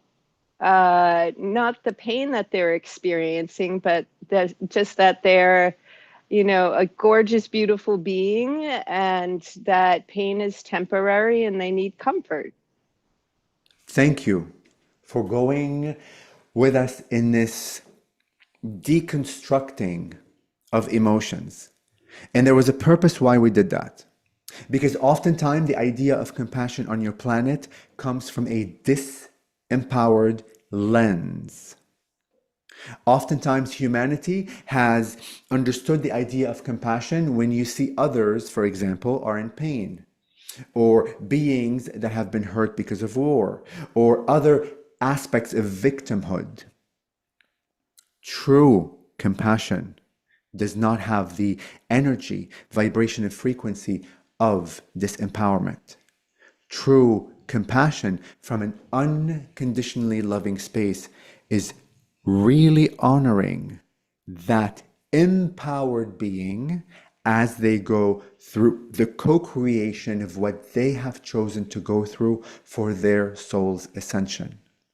So the way that you have answered the question gave us the clear understanding that you do truly see the idea of compassion from that vibration and frequency, from the empowered state, that you are not disempowering the child, that they have hurt their knee and that they need your comfort. You have witnessed that ascended master play out the role for them to expand through it, and that honoring of such a role, simply honoring it with an unconditionally open heart and compassion, gives them the vibration and frequency of a healed state. And we are going to tie this concept to the being earlier that was speaking of healing the other planetary bodies. That when you see others from a disempowered state and give them healing, you are actually also giving them the vibration and frequency of them being not powerful enough, not remembering themselves enough as the ascended master. Does that make sense? Absolutely. And I also wanted to add that compassion also has a vibration of hope. We will dig deeper into that. Hope for what? The good wishes towards others, to see other people master their whatever it is that they're working on in that moment. Yes, but even the idea of hope, there is a built-in definition, should you dig deeper and deeper and deeper, of this empowerment. When you know fully, consciously that you are an empowered being, hope is not needed. And the idea of hope also has judgment attached to it. That the current situation the ascended master is in is less than or better than the next, because should he or she or it as a being ascend to this level, to the hope idea of level, then that is perhaps a little better than this one. And we are not saying that's what you are feeling. We are just speaking to humanity to be careful, to tune in to what the vocabulary that humans have created, dig deeper into what they mean. Does that make sense? Yes, and I think you make a good point about the use of language, and perhaps I was more trying to express good wishes towards, instead of hope, wishing good things for them. Wishing good things for them. Whatever that is. Yes, because should you wish bad things for them, that is not ascension, correct? Indeed. That is a fallacy, and that is our point. You see, within the idea of wishing good or wishing bad comes judgment. Ascension, creation, the infinite, intelligence itself never sees good or bad, dark or light. It sees everything, all of it, the infinite, as experiences to allow itself to understand itself as the infinite. There is value in all experiences. That should you wish a bad thing to someone, let's say, that aspect of co-creation of bad is an aspect of the infinite, our dearest one, and allows that being, that ascended master, to experience part of the infinite. And those are the topics that we dialogue with humanity about. The deconstruction of judgment, the aspect of shadow that humanity denies to look at, in a sense, and looking at really goes looking into self. And this also goes back to the idea when we first came in, to see your story, every microsecond of your story, from the moment in which you were born to the age that you are today. Everything that occurred in your story, all of it is of value. But many of you sees a portion of it as of value, the other portion perhaps is neutral, and the other portion as of no value. You should have done something different in that situation, when that specific situation was part of the infinite. That specific situation is what is screaming to you to be acknowledged by you as part of you. Does that make sense? Yes, I understand. Thank you so much. And I'm Yes. going to pass the mic to the next person. Yes. And we would like to thank you for a quick moment, our dearest one, for posing the question in which you have posed it. We fully comprehend and feel your vibration and frequency on where you stand. But we took a moment to divert slightly for others to hear, to begin to see the idea of compassion and hope and other words that seem to be, through the concept of ascension or spirituality of love, to allow them the moment to deconstruct and know that there is judgment and the illusion of separation and disempowerment built in with it, and to be aware that as you act out those words, those intentions, that yes, there may be energy of enlightenment and expansion, but there's also energy that is pushing back on the other side of the spectrum. Does that make sense? Mhm. Yeah, and thank you for expanding. That was my hope, that you could share more about compassion in ways that people can hear it. Yes. Thank you so much. Have a good day. Be well. Bye-bye. Thank you, Adriana. Thank you. I'm going to go through before we come to Wendy, because we're going to be running out of time soon. I just want to do, if I can, some kind of quick, rapid questions with you from the YouTube chat. They should be very clear. And that way, with our last 10 minutes, we can get these questions done and also the question for Wendy, if that's okay for you. Yes. Okay, great. All right. Swazi, she says, how do the mantists find joy on Earth, and how do they balance the ferocity with their happy movement?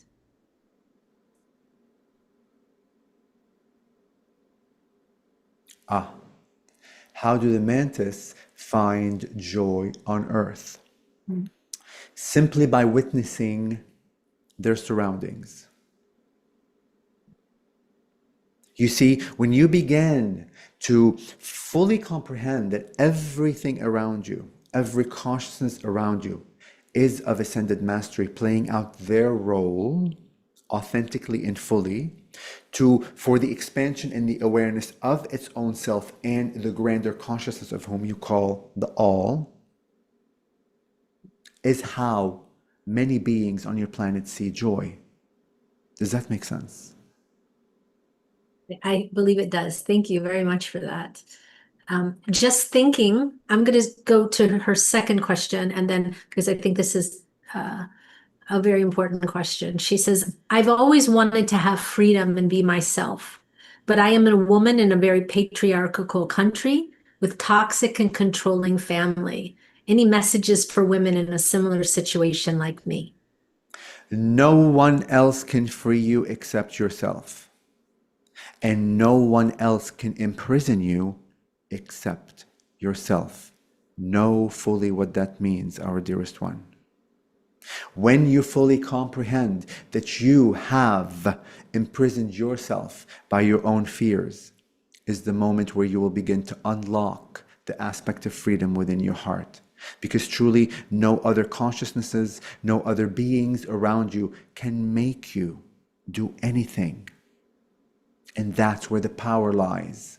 That you, as the creator, as the infinite, have the free will choice to choose a reality of imprisonment or choose a reality of total freedom. You are in control. You have the keys to all of the kingdom of heavens within yourself. Swazi says, how do I become emotionally strong? I feel easily hurt. How do I rise above my hurt? And how can the mantis drawing on my driveway connect me to you? The intention in which you pose the question already opened up what you desire. The fact that you have the, we will say, wish or the desire to pose a question that how can I connect with you should I be witnessing or seeing your picture as the praying mantis beings, that already has sent the codes that you desire to open your heart. Thank you so much. Ina says, when you started talking, my vibration rose and I cried of gratitude because of your love that you're bringing in. Do you have any messages for me? Thank you forever. Yes. Thank you for unlocking within your heart the love that already resides within you. As we are simply a mirror reflecting back to you that vibration and frequency that have always resided within you. So the feeling of unconditional love that you felt, the emotional state in which you were in, was an activation within yourself that you felt by yourself. It is not us that you are feeling, it is your own vibration and frequency, our dearest one. And thank you for mentioning the idea of love. As again, within the aspect of the infinite, shall you comprehend fully what that means? There are many shades of love. Some are tough, some are a little less tough. All of them are designed to help you calibrate yourself into the infiniteness of who you are. Is that clear? I believe so. Thank you so much. I'm just going to assume it is clear and the message is reaching the person just because of the delay in the chat. But thank you for that. There's several other people asking if there's messages for them. Is there sort of one general message that you could give to everyone that's watching that would specifically speak to them individually and collectively?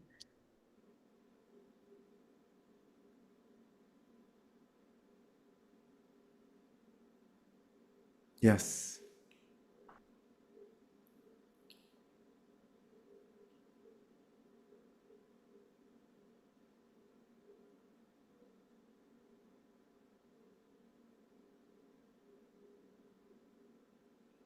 In this moment of silence, we have sent you the vibration and frequency for each of the ones that have desired to pose a question and haven't been heard. Know that you have been fully heard. And we will come to you in many synchronistic ways to show you those messages. When we say to show you those messages, you will be revealing them to yourselves. Know that thy heart is the doorway to unlock all that you desire, and that it is easier than you think, and that it is faster than you think. The old paradigm of, we will say, 12-step program is antiquated. You have the power to shift your vibration and frequency, understanding and intelligence and awareness in a split second, in a quantum, or beyond the quantum, shall we say, way. The more that you wait for others to change you, the more that you wait for circumstances to change you, the more that you wait for conceptual ideas to change you, the more that you will wait. Because the only being, the only consciousness that is able to shift itself is your own consciousness. You are that powerful. Trust your instincts. Trust your intuition. Trust the guidance and the communication that each and every one of you are always surrounded by. Always. You are never alone. Like we said earlier, you are surrounded by many masters, reflecting back to you precisely what you need to know to unlock your own heart. Thank you very much for that beautiful message. I'm going to go back to Wendy because this will be the last question because we're truly running out of time.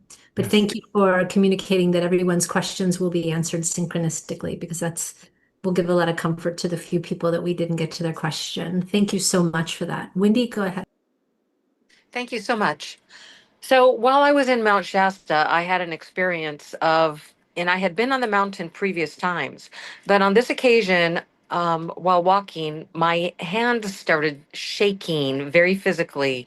And then, as I was feeling my legs feeling kind of very shaky as well, I was like, I need to just stop for a minute and just stand here.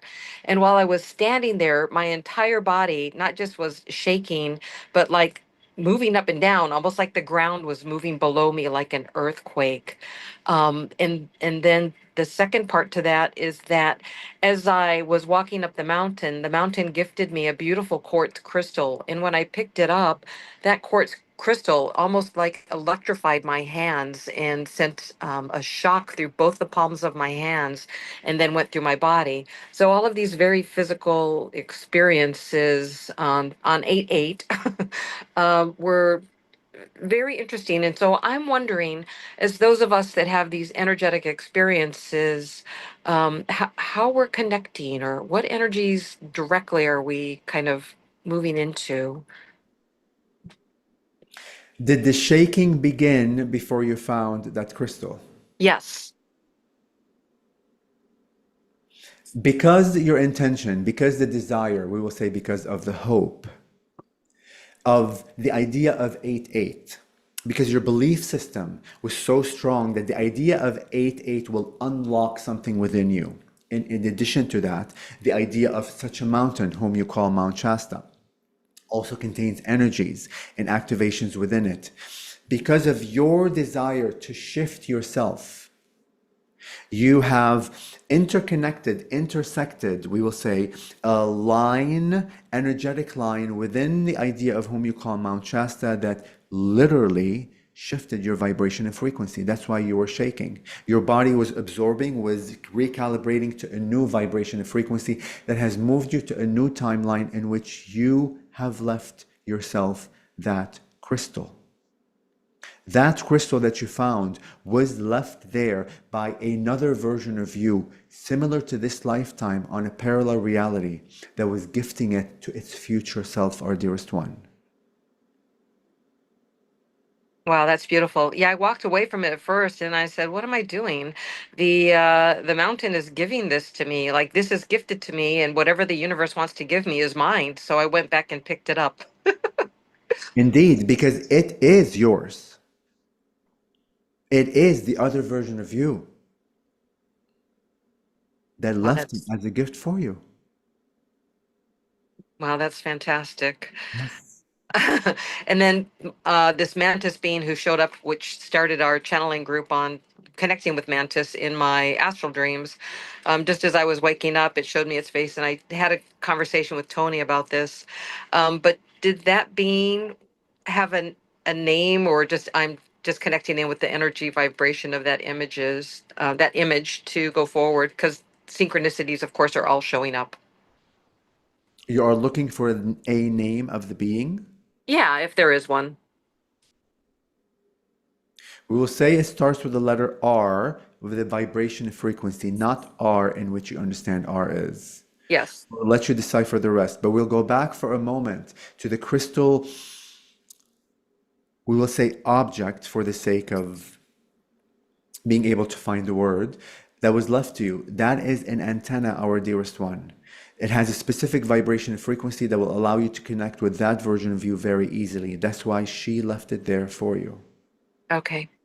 Thank you so much. Many blessings to you. Yes. And we will connect again. Yes. Beautiful loved one.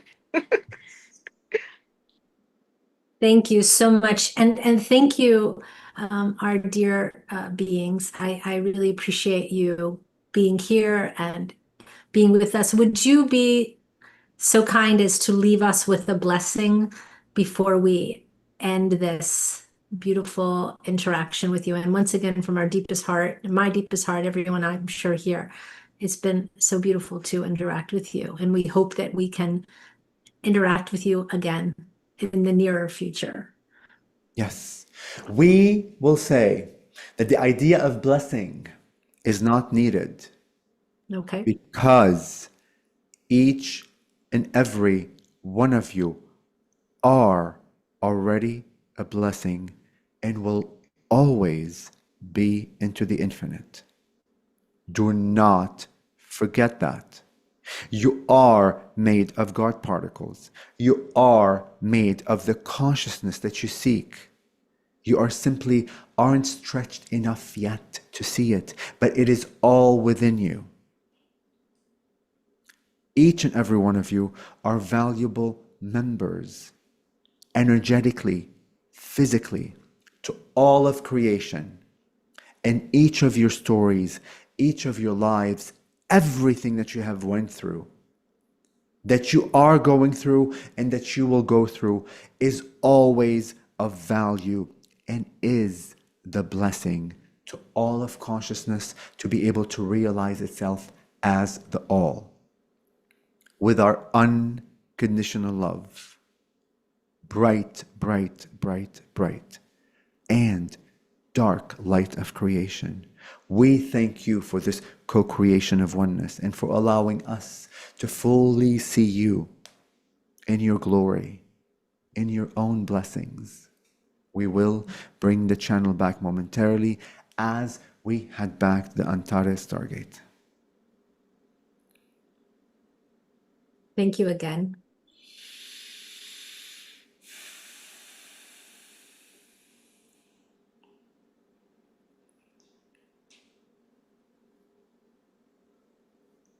Hi, guys. Hi, welcome back. Hi, honey. Let me get some more. Wow. So lovely to such a lovely interaction. What gentle beings that they are. Yeah, they're listen, they're pushing. So I don't remember everything like that was said, but I have like it's like a knowingness of what happened without knowing like the details. Yeah.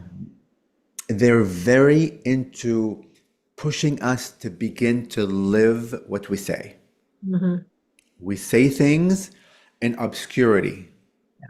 There's a fantasy idea of what things mean, you know? Like, oh, like we're all interconnected. Yeah. Well, if we know we're interconnected, we know we have lines of communication to anything that we want to speak of, but yet we do actions along our life that are of the meaning that I'm disconnected. They That's because we literally, see with our two eyes, right? The two eyes enforces duality. It's our inner eye. It's our inner note. but when you begin to live and challenge yourself and witness yourself and be mindful and like monitor yourself to see, am I living what I'm saying? And it's not that if you're not living it, it's bad. All of it is creation. All of it is what makes the infinite. But to prove to yourself that if I begin living from a different frequency and vibration, my whole paradigm shifts. Like I'm proving that to myself every single day, where I'm just catching myself like saying, I don't know, I'm just gonna make an example. I'm unconditional loving to the world. And I catch myself just like judging that person or that experience. And I like shift it. I'm like, nope, like, you know, and I just go back and I honor that judgment because that is also part of creation. But I'm choosing to begin to live with the words that I'm saying, with what they really mean, and how my world begins to change. It's phenomenal. It's like literally, and like the idea of manifestation seems so antiquated. There is no manifestation. Like manifestation even sounds like I'm manifesting something that doesn't exist here. It's already here to begin with. So it's all these things that they dig deep into your being to give you access to what we've always desired, the freedom, the everything. Right. And I like how they dig into semantic of the essence of the word. It's so important, and it challenges your mind where you have to, you have to really think, what does this mean? What does this mean? And then how does this apply? Yes. And in our choices of words, in our choice of focus, we are creating our, people talk about manifestation. We are manifesting what we believe with the words and the actions that we do. Yes. And so you want different outcome. Totally. Choose, because your word is your mantra. It is also speaking into existence because it's vibration and form. So yeah, it's beautiful. I liked all the deeper. Let's talk about what is hope. What is this? That's really nice. And Yeah. I'm gonna say one more thing, like for your audience, because it's just coming through like clear. Like all this is new. Like in the past 3 months, like they've been digging like deep. Like before that, they would just talk about those concepts and they would just leave it as that. Like now they're dialoguing further, like to dig deep, because this is why shadow work is really important. And like when we say shadow, it's not bad, or it's just the aspect of you that you don't see that you've buried.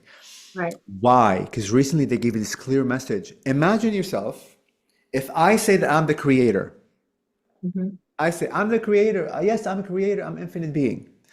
But within myself, there are aspects of me that I don't know.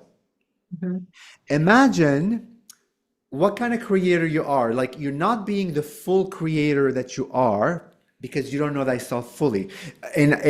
So like, let's say I only know like 50% of myself, and I'm being like, a bit dramatic.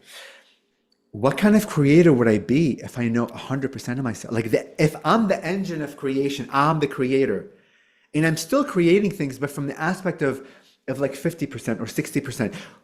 How would it be if each and every one of us know ourselves fully, dig deeper into who we are, and now I'm creating from the full knowingness of who I am? Yeah. It's infinite. It's That's why, like when we manifest things, but they're not to the degree that we had hoped. That's why, because you haven't fully realized yourself as the creator. You realize yourself as a concept of a creator, or a small aspect of, right? Like, does that make sense? Like, we are the engine of creation. I am God, remembering myself as God, but I can only remember fully myself when I go in. And from that vibration and frequency of fully knowing who I am, I'm able to create the infinite. Right. I just wanted to add one more little piece to that. Is what I'm teaching in all of my classes is to be unlimited in the thoughts of who you are. And when you are unlimited and don't limit who you are or what you can do, to open you up to be the full potential of you. Outside of you is, okay, it's one thing, but who you are and how you are presenting you to you, it's really, it's mind-blowing on how we can do that.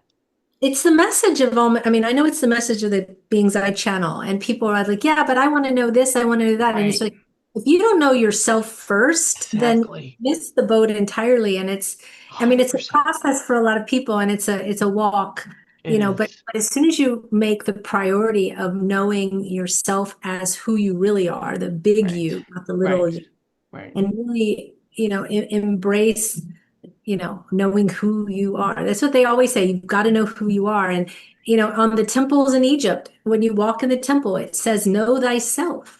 Right. That is the key. That is the key to the door to everything that we want. And as you said, some of these things fall away, the desire for manifestation, because you realize you are it. You don't have to manifest it. You're it. That's my point. That's the point. Like, you are it. And so that illusion, that covering that we have that keeps us in this separation, the words that we use, the thoughts that we think, that over there, that, the seeing with your two eyes, it sort of enforces our duality mindset. But seeing things from your inside, from your third eye, is really the goal. And that's where meditation is irreplaceable as a tool of knowing. In the silence comes the information. In the silence. In the meditation of the silence. Yes. In alignment with your true self. Yes. And I also want to say in like spirituality, because I did it, and this like recently, there's also like this form of escapism. I just talked about it on stage. That I don't want to look fully into myself, like whether you consciously or doing it unconsciously, the fear of. It's easy for me to go and say, oh, like where I'm come from, and was like, if I'm Arcturian or a Mantis or Andromedan, or what am I, or did I live butterfly, and I want to search and seek where I'm going out there, which parallel reality, out. Well, that's keeping you away from knowing here, where the trick is, but also because of fear and pain and not to be able to feel, and who knows? I mean, I've suppressed myself not to feel for 45 years. That's another episode like we'll do, but Yeah. I mean, literally, I just realized like a week and a half ago that I have shut my emotions down, like when I was like when I was a child, because I lived a traumatic like childhood, and so I don't feel. And I thought, I'm like, what the hell have I been doing for the past 45 years? I thought it was feelings, but it's not even there. But this is why like the shadow work Yeah. is allow me. So like the point is, I also find myself trying to reach out to, outside to get to know myself because I wasn't ready to go deep within me. Because the moment you begin to know yourself here, literally it opens up all realities. Because it's Truly all does. happening from here, and that's why your world changes. Like that's why, like when channels say like you go within and your whole like outside changes, exactly because I'm the engine that's creating. I'm the projector of my own reality, and when I know fully myself, my full potential of my projectorship, that I can project the world without even a thought. It just happens because of your vibration. Like it just is. Because you know, So good. So very good. So again, I would like to invite you back like immediately. I'd say come back in a month. That'd be fantastic. that would be amazing. To have you if you would be available. We'd love to have you. And all of your information is in the description of our chat. But if you want to give like a little contact me, I do private sessions, I do events, commercial for yourself really quickly. I think it would be great. Oh, like Would right now, you mean? Yes. you know, Okay. Okay. right now? Hi, so hi guys. Okay. And while we're here, I Yeah. don't have. Oh God, I don't have my new. Do you have a paper like Angie? Oh, sorry. So yeah. So yes. So contact me. So like, should I say down here or just this is? It's in the Okay. description. Make sure it's there. Yes. So my website, tonighazi.com, TONIGHAZI.com. You can schedule, a channeled reading there. I can do like group sessions, like for a group, for a like group price. I do talks and all these things. I also have the only one in the world that has praying mantis crystal skulls. Nobody else on earth makes them. Go on. Amazing. Like Wow. the eyes are obsidian, and all kinds of stones. So you don't find them on like my website because I don't have them like yet there because I changed the look. But like that rocks are consciousnesses. You Yes. can infuse them with all kinds of instructions. They could be your assistants to do all kinds of things. So I also sell those. Can I just also say something really quickly? Like, the channeling world has evolved when like you got someone now who comes with their own merch. You know what I'm saying? Oh, I know, right? Like, I I mean, mean, listen. it's really gone from like Jane Roberts smoking a cigarette, eating a hamburger, drinking a beer to like Toni Ghazi skulls that are like, Because listen, I have skulls like the I think human it's skulls that are beautiful. crystal. I think it's just funny. It's sometimes things like that just make me laugh. Like, Just like because I wanted like a praying mantis crystal skull, and I looked all over the internet, eBay, Amazon, nobody makes them. So I began making them, and then after that, I'm like, okay, I might as well introduce them to the world. It are was you really for me. carving them? Is that what you're doing? Yeah, yeah. So I have a carver. I mean, he's amazing. He's a beautiful artist. Oh my God, that's incredible. It's stunning. It's stunning. But isn't it funny, like if you look at the mantis being head, doesn't it look like what we would consider if you just add maybe elongate a little bit, so it's like a Gray's face Right. as well. Yeah. So these, I had him like a little bit grayish looking, Uh-huh. right? Because the face is kind of like a heart, which is like the mantis face. Yes. Like just like, because people can resonate like with the grays, it's still Correct. commercialized. But it's easy also for the carver like to make, right? I mean, look, I can make a real praying mantis, but I'll have to sell it for a lot of money. But I want these to be accessible like for people, right? So because stones are expensive, obsidian expensive. But that's also what appeared to you first, right? Was the face. Totally, totally. So Right. Very cool. praying mantises, they're everywhere. So everybody who like and walks outside today and meets a praying mantis being, please send him a confirmation, which would be really nice. Totally, totally. And they come to you because they're like trying to test your vibration and frequency. If you can accept like an insectoid version of them, the more higher like version will come. But if you're still afraid of insects and stuff, it's all messages for them, then you're not ready like to receive them. So everything is communication. Yeah. Mhm. Cool. All right. Well, Toni, thank you so much. You're welcome to stay around. We're going to do closing announcements, and then we're going to say toodaloo to everyone. But I just want to let you know, I was in season 2 of Gaia interview with ED. So Really? yeah, I channel Theos. I don't know if Oh my, you Oh my God, I have to watch back. I mean, it's Yeah. like been 3.5 years ago. Yeah. Wow, okay, amazing. Well, Yeah. how did I not recognize you? Because I went by Karen Newman and my guru given name is Krishna Priya now. So that's changed in the last few years. Yeah. Amazing. Oh my God, amazing, amazing. So then definitely all of you activated because, or because I don't remember all the people that were there. But wow, thank you for saying that. Yeah. Well, I'd love to connect with you off of this but right now I'd like to go to the announcement. So, but it's so lovely. And I'm glad you're in Washington. I hope it's okay there for you. How's it feeling? Are you in the city of DC? Yeah, I'm in DC. Yeah. How's it going there now? Humid, but amazing. I hold my light, and I Beautiful. honor everyone. So it's okay. Yeah, You do you, and I'll do me, I and love we'll that. be fine. Yeah, exactly. Perfect. Thank you so much again. So Angie, we have some announcements. We do have some announcements. We have the Pendulum class that is next Saturday. An amazing opportunity for you to learn and understand your pendulum and how it works and is an extension of you. If you are interested in the pendulum class, please email classes@hucolo.org. I will get all the information out to you on how to be a participant and add to your understanding of all that is that can work for you. Okay. I just want to share this. Okay, there I we have go. a background thing.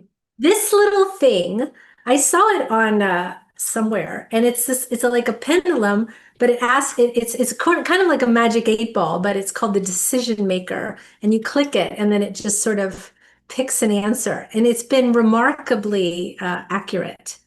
It's incredible. It's like maybe Yes, something Ouija board and a yes, in a condensed version. yes, no, maybe, never, always. And I've asked it some questions and it's pretty accurate. What But is it's that thing called? called a decision maker. That is crazy. It's very cool. You'll see it when you come. But anyway, it's Okay, very incredibly accurate. But the whole thing is with intention, anything can be your oracle. exactly, That's the whole exactly. point. Yeah. It is really with I intention. mean, and if you cannot afford a pendulum, a necklace with a pendant on the end or a string with a whatever, it will work fine. It's because it's your intention, it's your connection. So there's Nope. no barriers to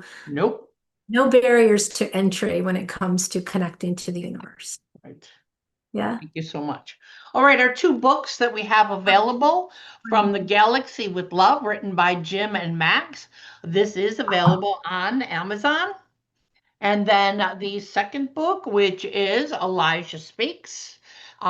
This is not yet on Amazon, but if you are interested in this book, you can get a signed personal autographed book by Jim. Email classes@hucolo.org.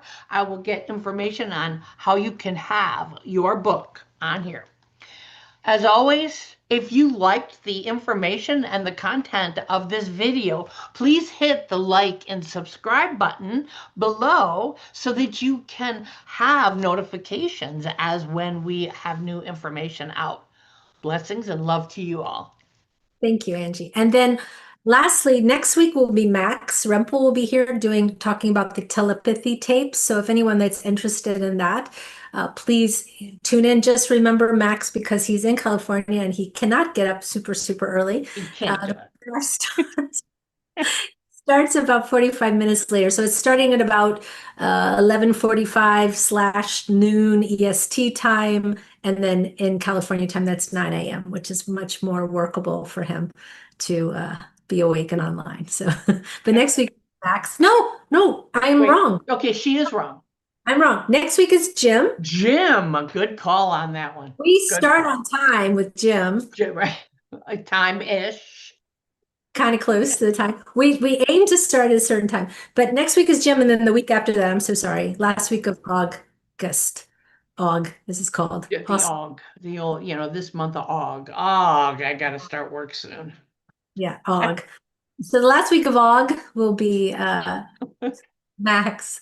Okay. All right, everybody. Thank you. Thank you for staying over a little bit later. Thank you to Toni. Thanks to everyone in our rooms and also to all the lovely, beautiful people in our YouTube chat. Thank you and We'll see you next week. Bye, Bye. guys. Bye. Thank you. Bye.